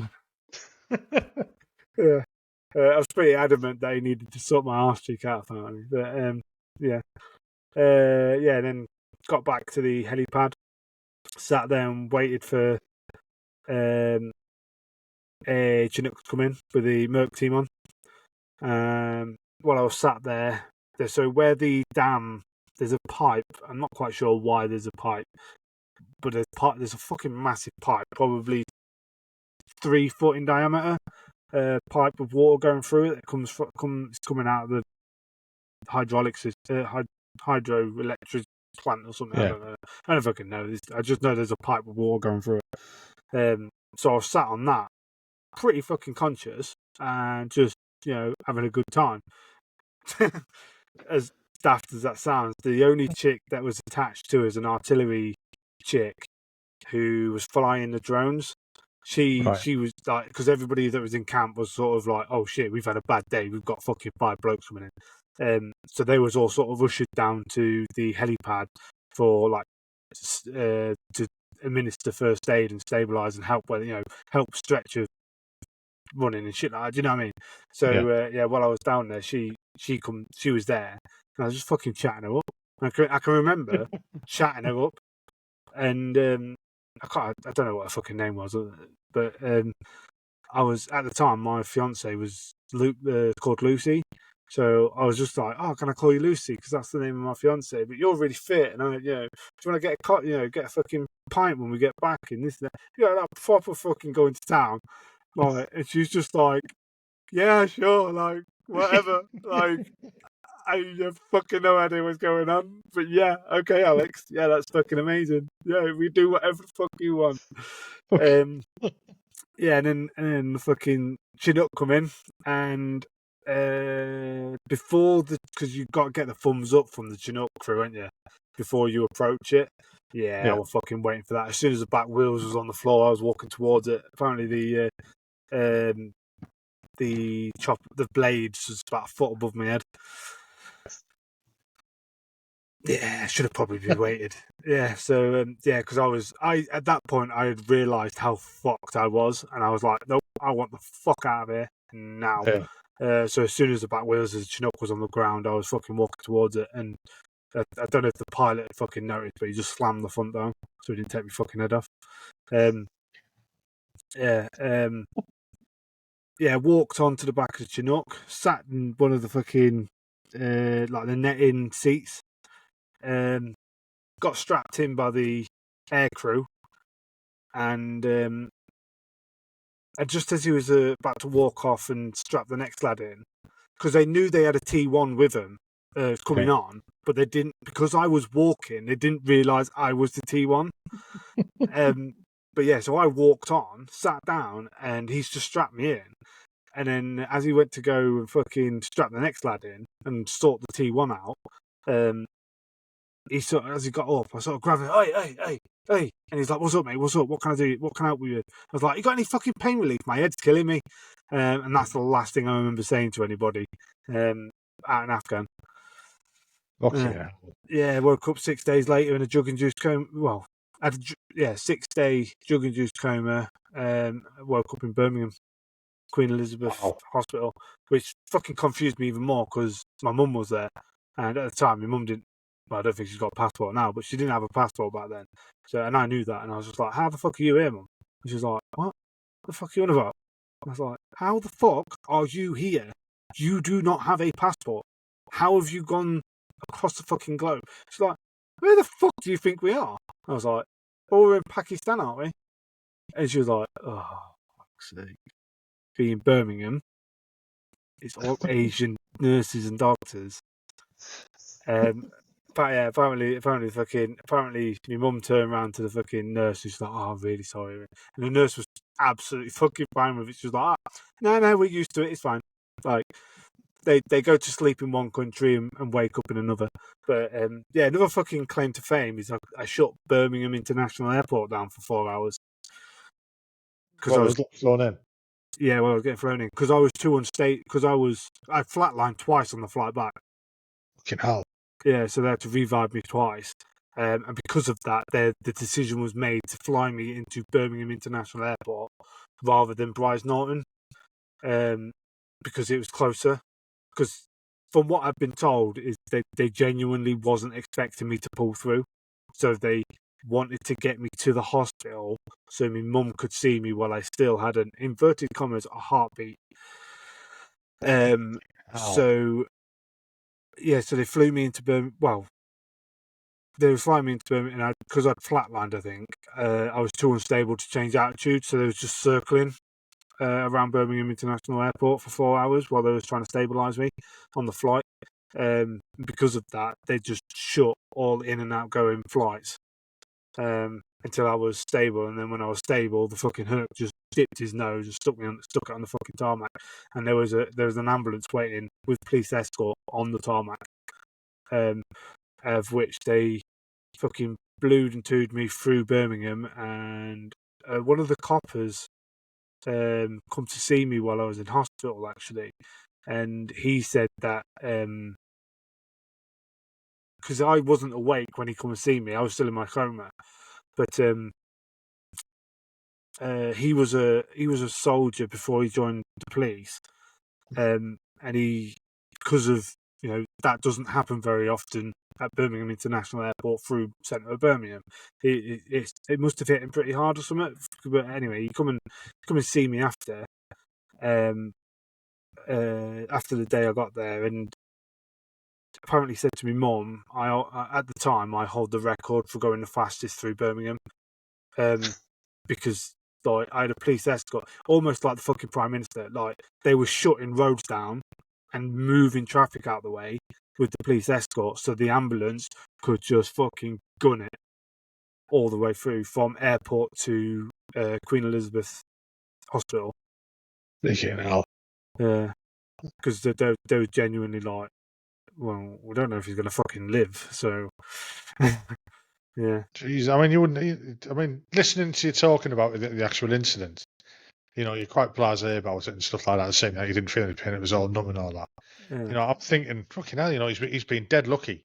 I mean, he's not been lucky; he's been fucking shot. But I'm thinking to myself, Yeah. he's done well. He's done really lucky. And then for you Yeah. to say that, I think, fucking hell, hang on a minute. Yeah. Jesus. It's a bit of a fucking wild day. Yeah. Yeah. Fucking hell. Because of how unstable I was, when I got to Camp Bastion Field Hospital, they decided, nope, we're getting this fucking lad out of it, and we're fucking sending him home because he can get far better treatment at home than here, because they've got all the right facilities and stuff. So they put a med flight on specifically for me. Obviously, they filled it with the rest of the lads, because one of the lads that was in, because after I was woken up at my 6-day coma, I was moved over to Selly Oak Hospital, the S4 ward, which was the military recovery unit. While I was there was a couple of lads that was on my flight, and they come over and says, "Oh, fucking hell, nice to see you doing better, mate. Like last time we saw you, you was in a bit of a fucking shit state." And I was like, "Sweet, yeah, Cheers. yeah, cheers, man. Cheers for looking after us." So that was nice. So they put a flight on to get me home because they, like I said, they wasn't sure I was going to pull through. Bloody hell. They're not. They don't normally get gunshot wounds to the head And at a people hospital. surviving. Yeah. Yeah, well, the survival rate of a gunshot to the head is 5%.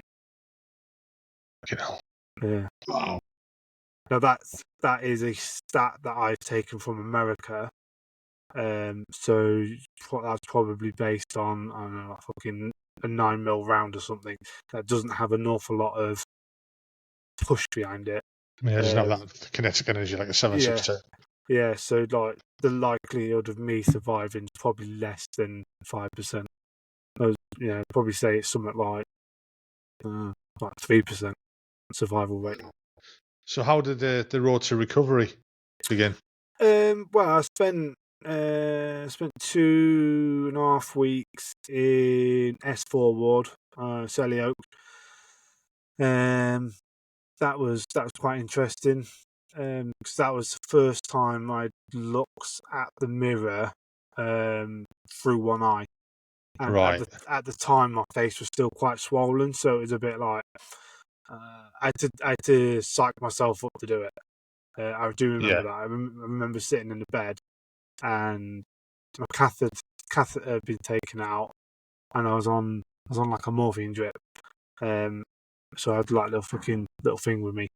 And I remember I need to go for a piss, but there'll be a mirror in there. You're gonna have to look at yourself in the mirror, Alex. And I remember psyching myself up for it. I was like, no, just fucking do it. Can't be that bad. You're fucking breathing. You're not really smiling at the minute, but you're breathing. Go fucking do it. It's not going to be that bad. Anyway, walked in. I was like, holy shit, it's not actually that bad. Just sort of like giggling myself like that. I'm fucking psyching myself up for this. It's not that bad. Because there was like a tiny little fucking hole in my temple, like a scab in my, like the size of a 7.62. I've got a scar there now, but yeah, it's literally just like a scab, a round scab on my temple and a bit of swelling. It's fuck all. So I don't know why the fuck I was having to fucking gear myself up for that, but yeah. And then after that 2.5 week, they sent me home on sick leave, and that's when the real challenges fucking began because PTSD hit me like a fucking freight train. I had survivor's guilt. I had fucking everything. I was fucked. Hit alcohol like a fucking train. To try and cope. What hit me the hardest is I rang the sat phone. I'd managed to get the number for the sat phone of where my boys was at Kajakli, and I rang it, and it just so happened my best mate had it in his hand, and he obviously he was a bit fucking confused because you normally use them for ringing out. You don't normally accept. Don't normally get a fucking number come in. And he was like, "Oh, the fuck!" So we answered it, and I was like, "Oh, you're all right." And he's like, "Hello." I was like, "Chris, I'll not drop his second name, but yeah, Chris, you're all right." And he's like, "Who the fuck is this?" I was like, "It's fucking Alex, you dickhead." And he was like, "What?" And there was like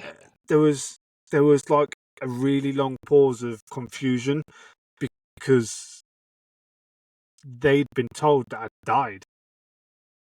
Oh, fucking hell. Yeah. That'd be like a really weird call. I'm calling you from the inside. Yeah. So you can imagine that confusion because it was a confusion with the communications back to the fob because they'd been told, well, the communication had come through that had flatlined, right, but not recovered. So they basically been told that I'd died on the way back. To to then get a phone call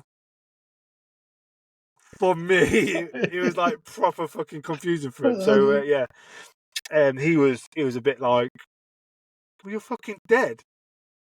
This is a fucking, and he even said, is this a fucking dream? Am I having a nightmare? The fuck? I was like, no, like, I don't know what you've been told. I'm not dead. I'm back at home in Lincoln. I'm at my mum's house. Yeah, I just thought I'd ring you boys up to sort of check in and let you know I'm all right.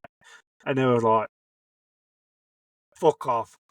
No, you're having me on. Anyway, went and found one of the platoon sergeant, and you know when someone pulls the phone away from their face, and you can hear him talking to someone. Yeah, he was saying, "I've got fucking Harry on the phone," and the platoon sergeant was like, "What? What do you mean you got fucking Harry? He's dead. The fuck?" And there's like one of the fucking conversations. I was like, "Yeah, I don't know if I'm fucking real. It's just fucking. Is it like I'm not dreaming, am I?" And the platoon sergeant was like, "No, you fucking not. Give me the phone." Anyway, he fucking picked the phone up, and he was like, "Harry, are you not dead?" And I was like, "No, I'm fucking not. Like, what the fuck?" So it's like a really comical fucking conversation. So they passed the phone round to the around the whole my section to start with, and then the rest of the platoon, whoever was about. But it was that was a very surreal conversation. Well, I imagine that would have been a hell of a morale booster for them and you. Yeah. So it was a good morale boost for them, because obviously they was all moping around thinking that I died, but but for me, it was good just to hear their voices and say, let them know that I'm okay. But at the same time, not at the same time, but after the phone call, I got a massive fucking bollocking because of the cost of the call. I was on the call for about an hour. From a landline to a sat phone, it's quite pricey back then. So my mum was not fucking happy. But yeah. So there was a sort of fucking silver lining and shit. But yeah, and then So after that, I was just trying to find fucking shit to do with myself. I was back and forth to hospital because the bullet hadn't taken the eye clean out; it just squished it and filled it with blood. So I was back and forth to hospital in Birmingham at an eye specialist where they were doing tests and stuff to see if they could recover any of the sight. It was determined, it's fucked. It's going to cause more damage leaving it in than trying to sort it out, than taking it out. So we're going to take it out. Then it's about 3 months after I got shot that I had my eye out. Which is pretty fucking. So I mean, obviously, I can sit here and do this, and I'm never going to experience what you've gone through. But how do you acclimatise to just having the vision out of one eye? Depth perception's a weird one. You don't realise how much you rely on it until you lose it. But it wasn't the distance as such that I struggled with. Short distances. So like when I'm going to pick a glass up, I have to go straight at it with an open hand until I feel the glass in my hand to then close. It was more when I got back to driving, so I had an assessment with the driving instructor to make sure that I was still fucking safe to drive. Let the DVLA know, let my insurance know, did everything I fucking possibly could to get that fucking squared away. But when it come to driving, it was, will my vehicle of the size, I don't know, because I can't see past basically the driver's side wing mirror. Yeah. That was just out of my field of view. So I had no recollection. I have no perception. Yeah, you've lost half your peripheral vision, haven't you? So. Yeah. So I had no sort of idea of how wide my vehicle was in compared to how wide the gap I'm going for is. So no pun intended. I literally closed my eyes and just went for it. Yeah. And then sometimes I still do that now. Remind me never to drive head on towards you. Yeah, it's fine. It's fine. 3 no. 3 days out of getting out of hospital, I rolled my car. Because I brought a brand new fucking, what is it, Chevrolet Kalos, an SE, just before I went to Afghan, in the intention that my Afghan bonus would have paid it off. Because it was only a little cheap motor, but it was brand new. While I was out in Afghan and at hospital, it was sat in camp. So as soon as I'd literally, the day, I think I went through because I was very conscious of my freedom when getting home. And I said to my mum while I was in hospital, I said, "Well, day one we get home, I want the driving instructor to turn up and we're going through going through an assessment." And she was like, "Yeah, absolutely fucking agree with you." So by the end of day one of being at home, well, technically it was day two, because the day I got home was about lunchtime, and then because my mum put a surprise party, return party on for us, and then so the day after was when the instructor turned up, and by the end of that day, I had everything fucking squared away that I needed to have squared away to be able to drive again.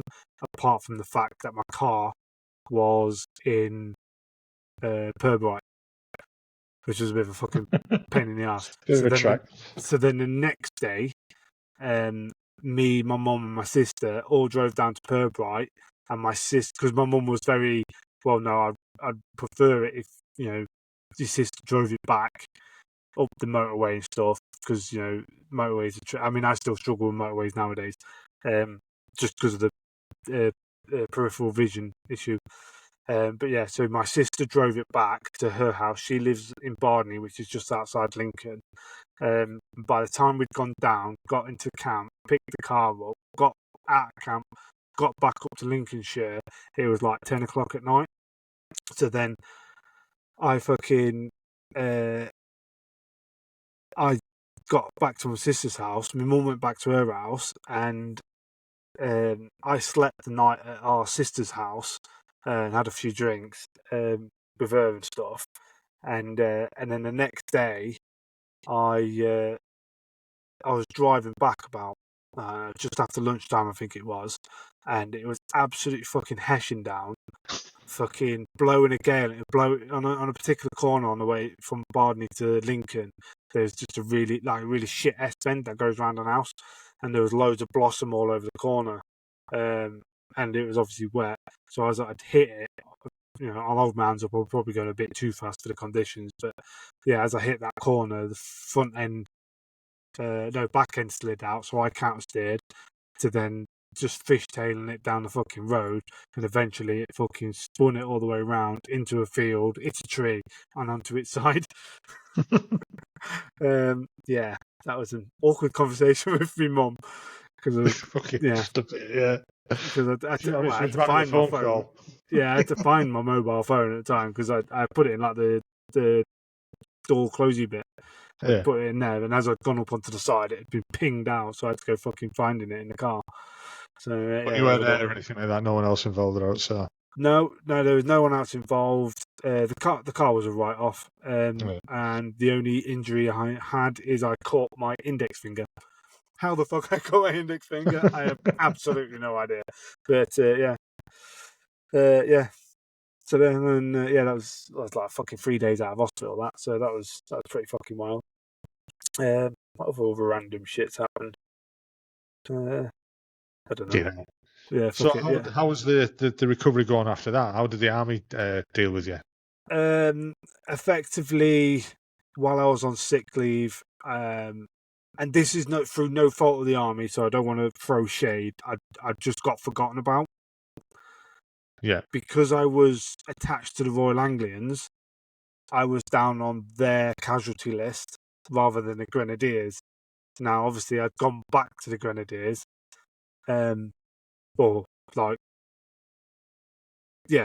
inverted commas gone back. I was on sick leave, but yeah, my place of work had gone back to the Grenadiers, of which they was all coming back from their tour, which was a fucking kinetic one as well. And it was just it wasn't so much swept under the carpet. It was just we've got shit to do. Right, okay, let's fucking, they was the company. Oh, excuse me. The company commander was doing what he needed to do as a company commander. The company sergeant major was doing his job. The company clerk was doing her job. Everybody was doing their job. It's just, there was no note or, even on roll call, after the rest of my section had got back with the Grens, like even on roll call, they just breezed past my name. I don't know why, but apparently they weren't even shouting, calling my name out on roll calls. So I don't know if it was because whoever was taking the roll call was like, oh yeah, he's on sick leave, and just didn't think out of it, or whatever, whatever reason. So yeah, every now and then when someone had realised, oh shit, Harrison, what the fuck, is he, what the fuck, so they every now and then I'd get a phone call and say, oh yeah, just checking in, making sure you're all right, is there anything you need, is there anything we can do, we're here if you want, just let us know. And then as time went on, about a year after getting shot is when the medical discharge started coming into play. So yeah, there was. Yeah, I was going back to camp for like one day and one night, and then driving home, just to fill out some paperwork, and then going through assessments. They At that point I was full blown. I want out of fucking army. Not fucking interested. They tried doing a get back to work scheme where they was going to put me in the stores. My head was no. If I can't be an infantry, I don't want to be in the army. Not fucking interested. Get me out. So, fucking really started going down the fucking dark hole of depression. Had a few attempts at ending it because just natural fucking deceleration of fucking life. It was I just couldn't fucking handle what had gone on. It's just but yeah, so it just fucking really hit me hard, and I just wanted a way out. That's why I turned to alcohol. That's why I was dabbling in a bit of drugs, nothing hot, heavy, but I was dabbling and just sort of trying to find escapes and wasn't finding it because every time I woke up in the morning, it'd still be there. So yeah, so that's how I ended up, standing on a bridge, and it was meant to be that because it was a real awakening.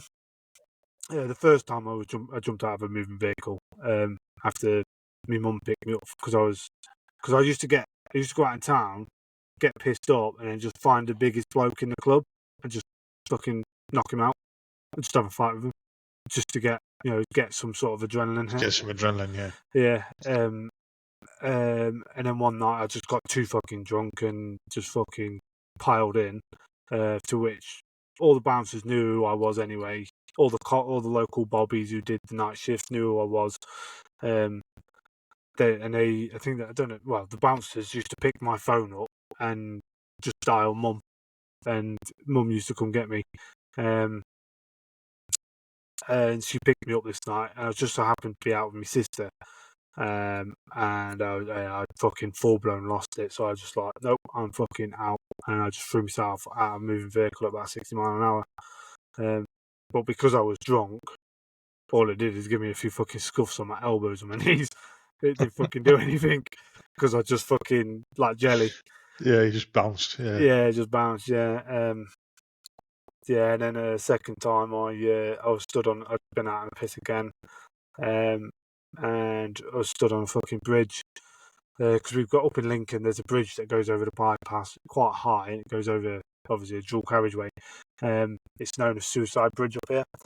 And I found myself stood on that, sat on the top thingy, on the top of the fucking railings, just looking down to impending doom. And I can't fucking for the life of me find the woman, and I'm not even sure if she was fucking real, if I'm honest. right. But at the time, I was sat there early hours of the morning, just some random old woman walking a dog, walked past and don't want to do that, mate. You'll regret it. And I was just like, and as I turned around, there's a gust of wind that pushed me back onto the Fucking hell. I've just got fucking goosebumps, man.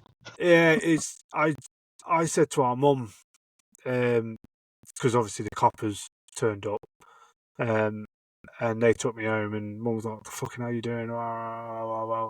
Fucking don't be doing shit like that. All the shit we've been through, all the fucking mum spiel."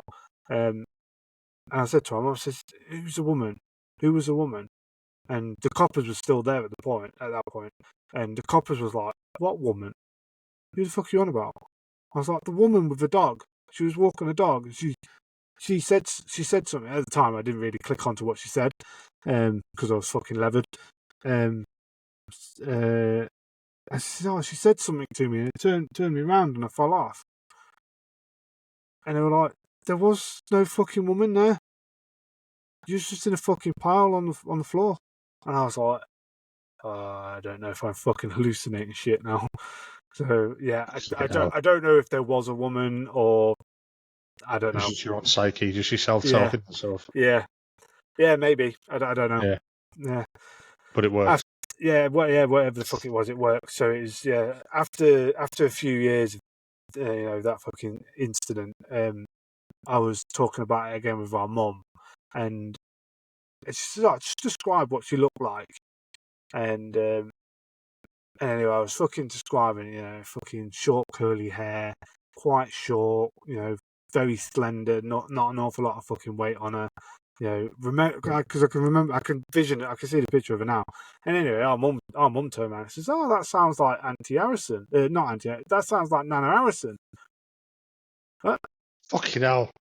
Yeah, I was just like, "What the fuck are you on about?" It's just like you're Nana Harrison, which died when I was really fucking young. But she Fucking was my hair is stood up on my arms, mate. she was my fucking rock when I was a youngster, because I got bullied quite a lot at school. My brother used to try and kill me quite a lot. Yeah, I had a fucking shit childhood, and she was my fucking absolute stable. So after I fucking described her, and she was like, "Oh, that sounds like your Nana Harrison." I was just like, "Nah, I can remember pictures." I was looking at pictures of Nana Harrison, and I was just like, "No." Yeah, the similarities, but it wasn't her. It just wasn't. And Yeah. uh, That's fucking freaky, that though, mate. yeah.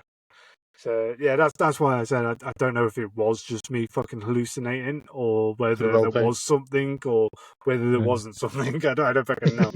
The bonus of being pissed off is you can't really fucking remember everything. Yeah, get that. Yeah. Yeah.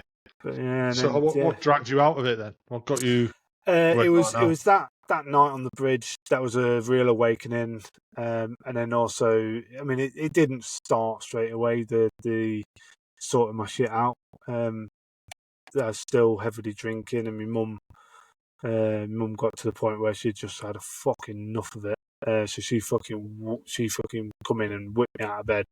So just fucking slapped me. And she's like, "Come on, you get the fuck up.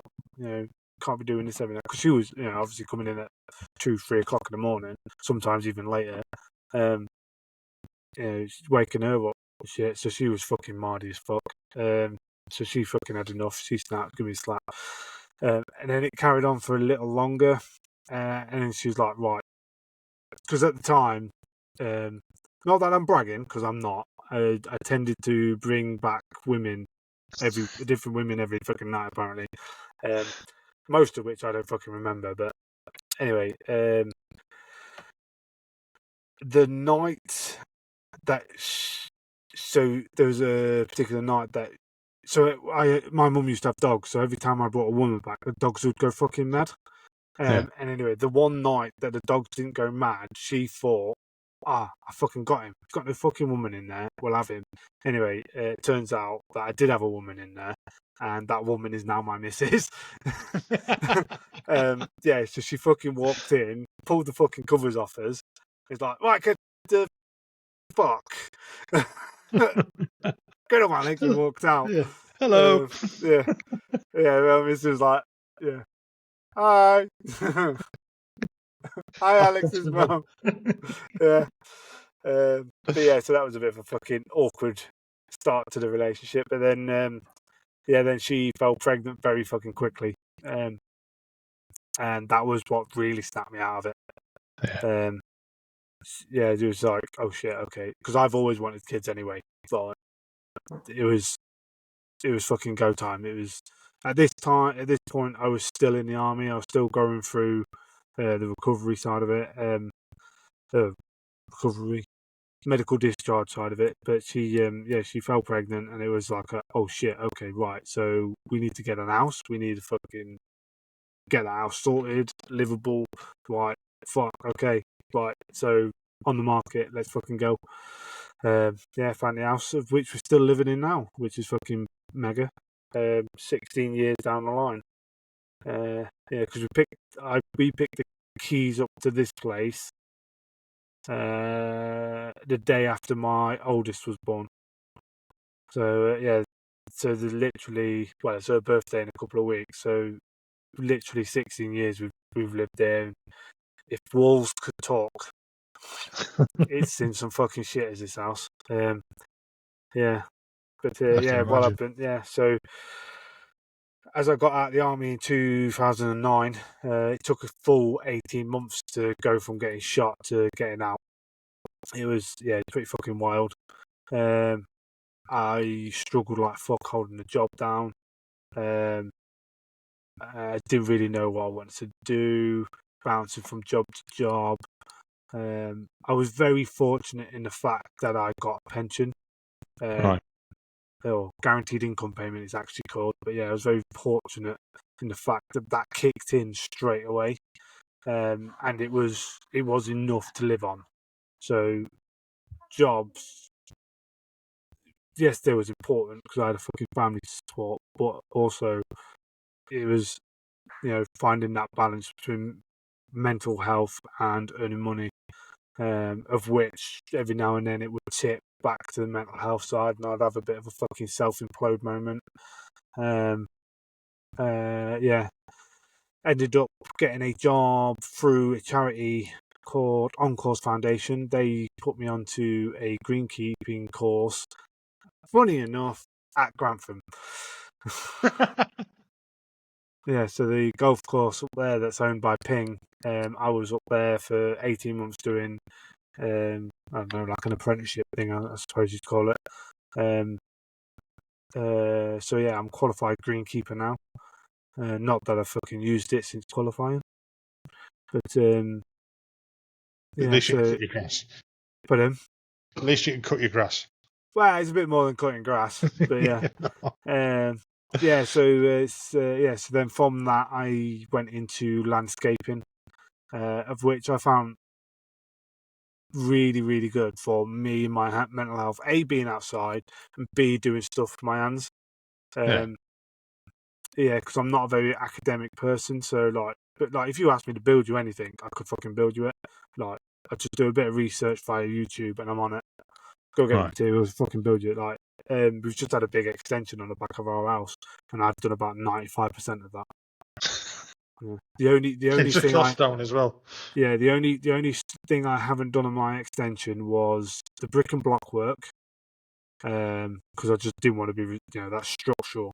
I just didn't want to be responsible for that. So we got a brick in to do that. Didn't put the screed in purely because the subfloor, purely because of the size of the fucking room. It's like 55 square meters, and I didn't skim it. That's the only 3 jobs I haven't done. I've done the plumbing, I've done the electrics, I've done the tiling, the kitchen fitting, fucking everything. Yeah.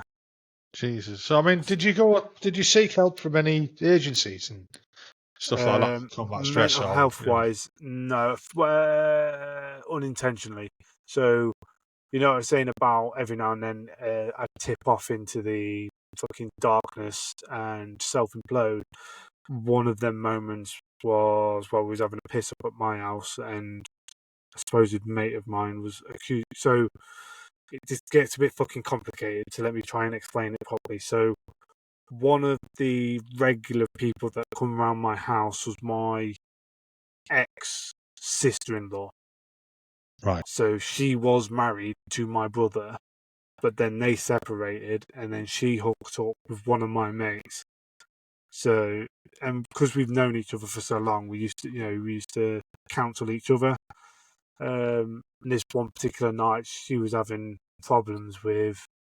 Her dad had just been told he's got cancer or something. I can't remember, but her dad was really ill. And anyway, I was talking to her and supporting her however the fuck I could in what was effectively it was my shed at the time. And anyway, my so-called mate accused us of doing something else, but being pissed up, I fucking lost my shit and knocked 10 barrels of shit out of him, of which I found myself in fucking court. And so basically finding myself in court with another kick in the bollocks to go, right, okay, I actually need to do something about this mental health problem. Because I'd had a bit of counselling before then, through the NHS, but it didn't really scratch the surface, didn't really get into it. But at this point, I knew I needed to do something because my missus, she turned around and says, yeah, it's like, you do something about this, or me and the kids are leaving. I'm not letting them be exposed to this. You are imploding, and you are a danger to yourself and everybody around you. So sort your shit out, or we're off. Luckily, by that point, I'd made contact with my regiment and been allocated my regimental casualty officer, which is Matt Elmer, absolute fucking godsend. Cannot speak highly enough of him. And I told him, look, I'm in a shit. I've fucked up. I've ended up in prison. Ended up in court. I need some fucking legal representation or just some fucking moral representation. And he's like, yep, sorted. Right, so this is what we need to do to make it look good for the courts is we're going to get you onto this fucking Walking with the Wounded 12-week fucking private counselling or psychotherapy course, of which the first 12 weeks was all paid for by Walking with the Wounded. Yeah. It was one of the programs that they ran, and after that 12 weeks, not after that, by the time that 12 weeks was coming up, I'd gone through court. The court had basically given me a slap on the wrist and says, look, sort of shit out. We understand that, the situation isn't ideal, but you need to get a grip of yourself. So then I decided to crack on and do that out my own pocket for 3.5 years in total, with the psychotherapist, and I'm in the best place I've ever been in. And it turns out getting shot in the head was like tip of the iceberg. Yeah, Yeah. I mean, like we spoke about before we started recording. I mean, I've listened to a lot of stories on the podcasts of people, and the people who have suffered PTSD. A lot of it From is childhood. traced back to their youth and stuff that happened to them before they were even in the army. Yeah. It's freaking amazing type of thing. So I mean, it's and it's just what's happened. Like in your case, like you say, getting shot in the head was the tip of the iceberg. There's a lot of stuff being underneath, and that gets brought out. And you've got to, you need that outlet as well. You need that, either the therapy or someone to talk to or whatever. Yeah. Because I try, as much as I'm all over fucking social media, I do try and protect my missus and kids from it. I don't tend to go too deep into the shitstorm that was my childhood. My missus has met my mum. She knows how much of a fucking headbuck she is. So yeah, it's just. So, Yeah, so you've just touched that to bring the subject back up a bit. Obviously, you don't really want to talk about that. So you touched on their social media. I mean, that's how I found you.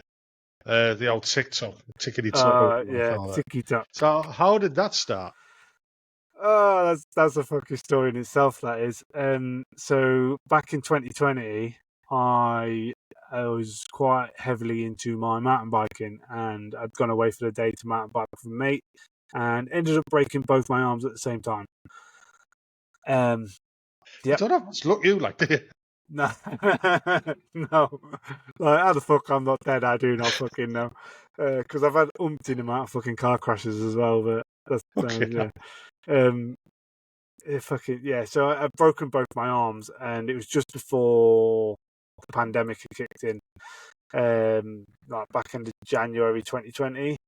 Yeah. And I found myself in a double cast, sitting on the fucking sofa, not being able to fucking do anything, and literally all like so. I had on my left arm, I had a cast from my elbow down to my second knuckle, and then on my right. So what I'd done on that is I fucked my hand up, dislocated all the small bones at the back of the hand, and pushed them underneath my knuckle bones. How? Uh, Fucking yes. hell. Stop So it. so that had to be sliced open and rejigged. Um, so that was in like a proper fucking like a wrist cast, if you like, because that was all fucking pinned and stuff. That was pretty fucking gnarly, that one. And then on my right arm, I completely obliterated my elbow. So I was in a cast from the back of my thumb all the way up to my armpit, and that one Right. because they ended up having to pin it because I basically just obliterated my elbow. They decided the best way forward is putting a plate and pin it. So I've got a metal L plate in my elbow. And while I was fucking sat there in my double fucking cast, not being able to do anything, TikTok was all like kicking off and becoming all the rage. So I just thought, fuck it, I'll download it, see what it's about. Yeah, I'm not really fucking asked. It's entertainment. It keep me fucking mind busy, whatever. I might find some shit. Anyway, as I was scrolling through, the more and more I scrolled, the more and more military content I found. Uh, Mm. Ricky was one of the first. Who else was out there? There's a few others, but they've all sacked it in now. But yeah, so I sort of come across these military creators, chinwagging about military life, military stuff, and I was just like, do you know what?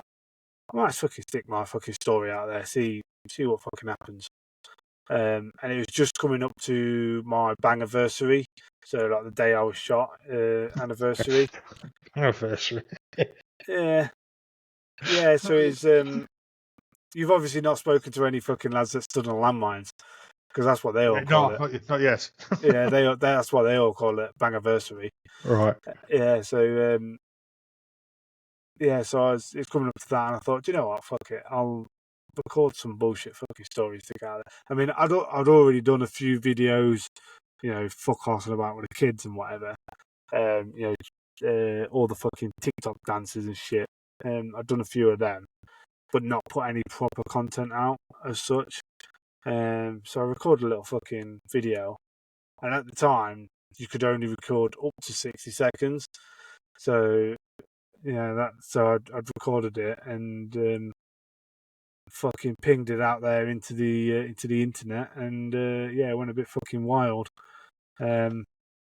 Fucking everybody, yeah, fucking. I can't remember how many views it got, but it got fucking a fair few. And I thought, oh fucking hell, people will actually fucking listen to me waffle shit about the military. And then effectively that's all I've done, just waffle shit about the military. Yeah, ended up losing my first account, about 36,000 followers, just because I was a fucking idiot and just wound people up, and just got fucking reported. So that got fucking binned very quickly. Oh no, sorry, my first account I lost only had like 15,000 followers. The second account I lost had 36,000 followers, because I was just a fucking idiot winding people up. And then I started my third one, which I'm on now, and I think just today I've hit 27,000 followers on it, which isn't a massive number in consideration of following base, but it's big enough. It's I get better fucking. than I've got 69. Uh, I just started, but I mean, I didn't realise how popular it was. Really, I mean, I just like oh yeah, it's fucking wild, mate. yeah, I'd be on TikTok, like just fucking you go up. I'll have 10 minutes on TikTok when I lay in bed, and next thing you know, it's daylight. 3 hours It's later. daylight. Yeah, and it's like You know, and I only like looked at it last year, really, and you just seen that the likes of, you know, the algorithm got to know me quite well because I Yeah. was just looking at videos of Rebecca Goodwin all the Ah, time. You know what I mean? So, yeah, all right, what's that link go to? yeah, Yeah. But and then I seen like Ricky, and I seen yours and Richie's and people like that, and I thought actually these are quite interesting. You know, I mean, all right, they're funny. You know, you have your laugh and all that, but you've got your serious side as well. oh And as yeah, I understand, you know, I mean, I've spoken to quite a few other people, and like the likes of Ricky are doing a lot to help other people as well, yeah, and yourself as well. Don't get me wrong. yeah, And it is, you know, if it's an outlet for people um, to express themselves as well, but also for other people to ask you questions, to seek advice and stuff yeah, like that. And then again, you've always got the option to just wind people up, which I'm starting to discover that there's people out there that need winding up now and again. yeah, Yeah, yeah. it's not all sweetness and rainbows, is it? No, there's 2 or 3 different sides to TikTok. You got to make sure you're on the right side. Yeah. So what's the future holding for you then? Well, come September, I'm going back to school. I'm doing a course at the BFBS Academy. Um, where the fuck is that? Buckinghamshire. Yeah. I'm doing a production manager's course through them. So yeah, Oh, nice one. that's a 7 month course that I'll get a diploma level 4 out of. Yeah, I'm kind of hoping it bounces me onto some sort of video production slash, I don't fucking know, a job doing that sort of stuff. Oh, good luck with that. Good luck with you. Yeah, I know one of the lads who was in 3-9 with us. He had a bit of a bad time when he left, and that's what he went to. He went yeah, off to do the BFPS course. I'll have to look him up actually and find out how it went for him. I yeah, haven't spoken to him for a while. But no, honestly, I hope everything goes swimmingly for you. Good luck with the future. yeah. Thanks, man. Right, we've gone over 2 hours now, so I Yeah, I think know. we'll. I don't off waffle, mate. No, hey, fucking, there's no need to apologise, mate. I've just got to again say thank you very much for coming on and taking the time to share your story. And you know, I'm lost for words, really. You're just like the most unlucky bloke I've ever met. Or luckiest. Yeah. Depends just where you look at it. Well, yeah. A Yeah. bit did you put the lottery on or not? That's funny enough. That's one of the most common questions I get. I Is can imagine. yeah, Yeah. did you put the lottery on? The second most common is, oh, dude, what the fuck happened to your eye? Do you never get Yeah. like a false one and throw it in just to wind people up? I've got false ones. Yeah, I've got a normal one, but then I've also got like a full black one. That just Which freaks people out. yeah, because I don't bother wearing my false eye, just because it looks false and people it looks false, but it doesn't look false. It's like a really weird fucking middle ground. That every now, like, I used to work at a builder's merchant a few years ago, just as a bit of a fucking hobby. And they all used to give me the fucking stick the head over to one side of like, what the fuck is Yeah. going on there? You know, and you could see them thinking about it, trying to work out what the fuck it is. So I just stopped fucking wearing it. Did I'd fucking imagine bother me. is it uncomfortable sticking it and having it in? Or No. No, yeah. having a foot in a false eye, you get used to it. I mean, if I was to Yeah. put it in now, it'd feel uncomfortable because I've not had it in for so long. But Yeah. yeah, it doesn't Yeah, bother me.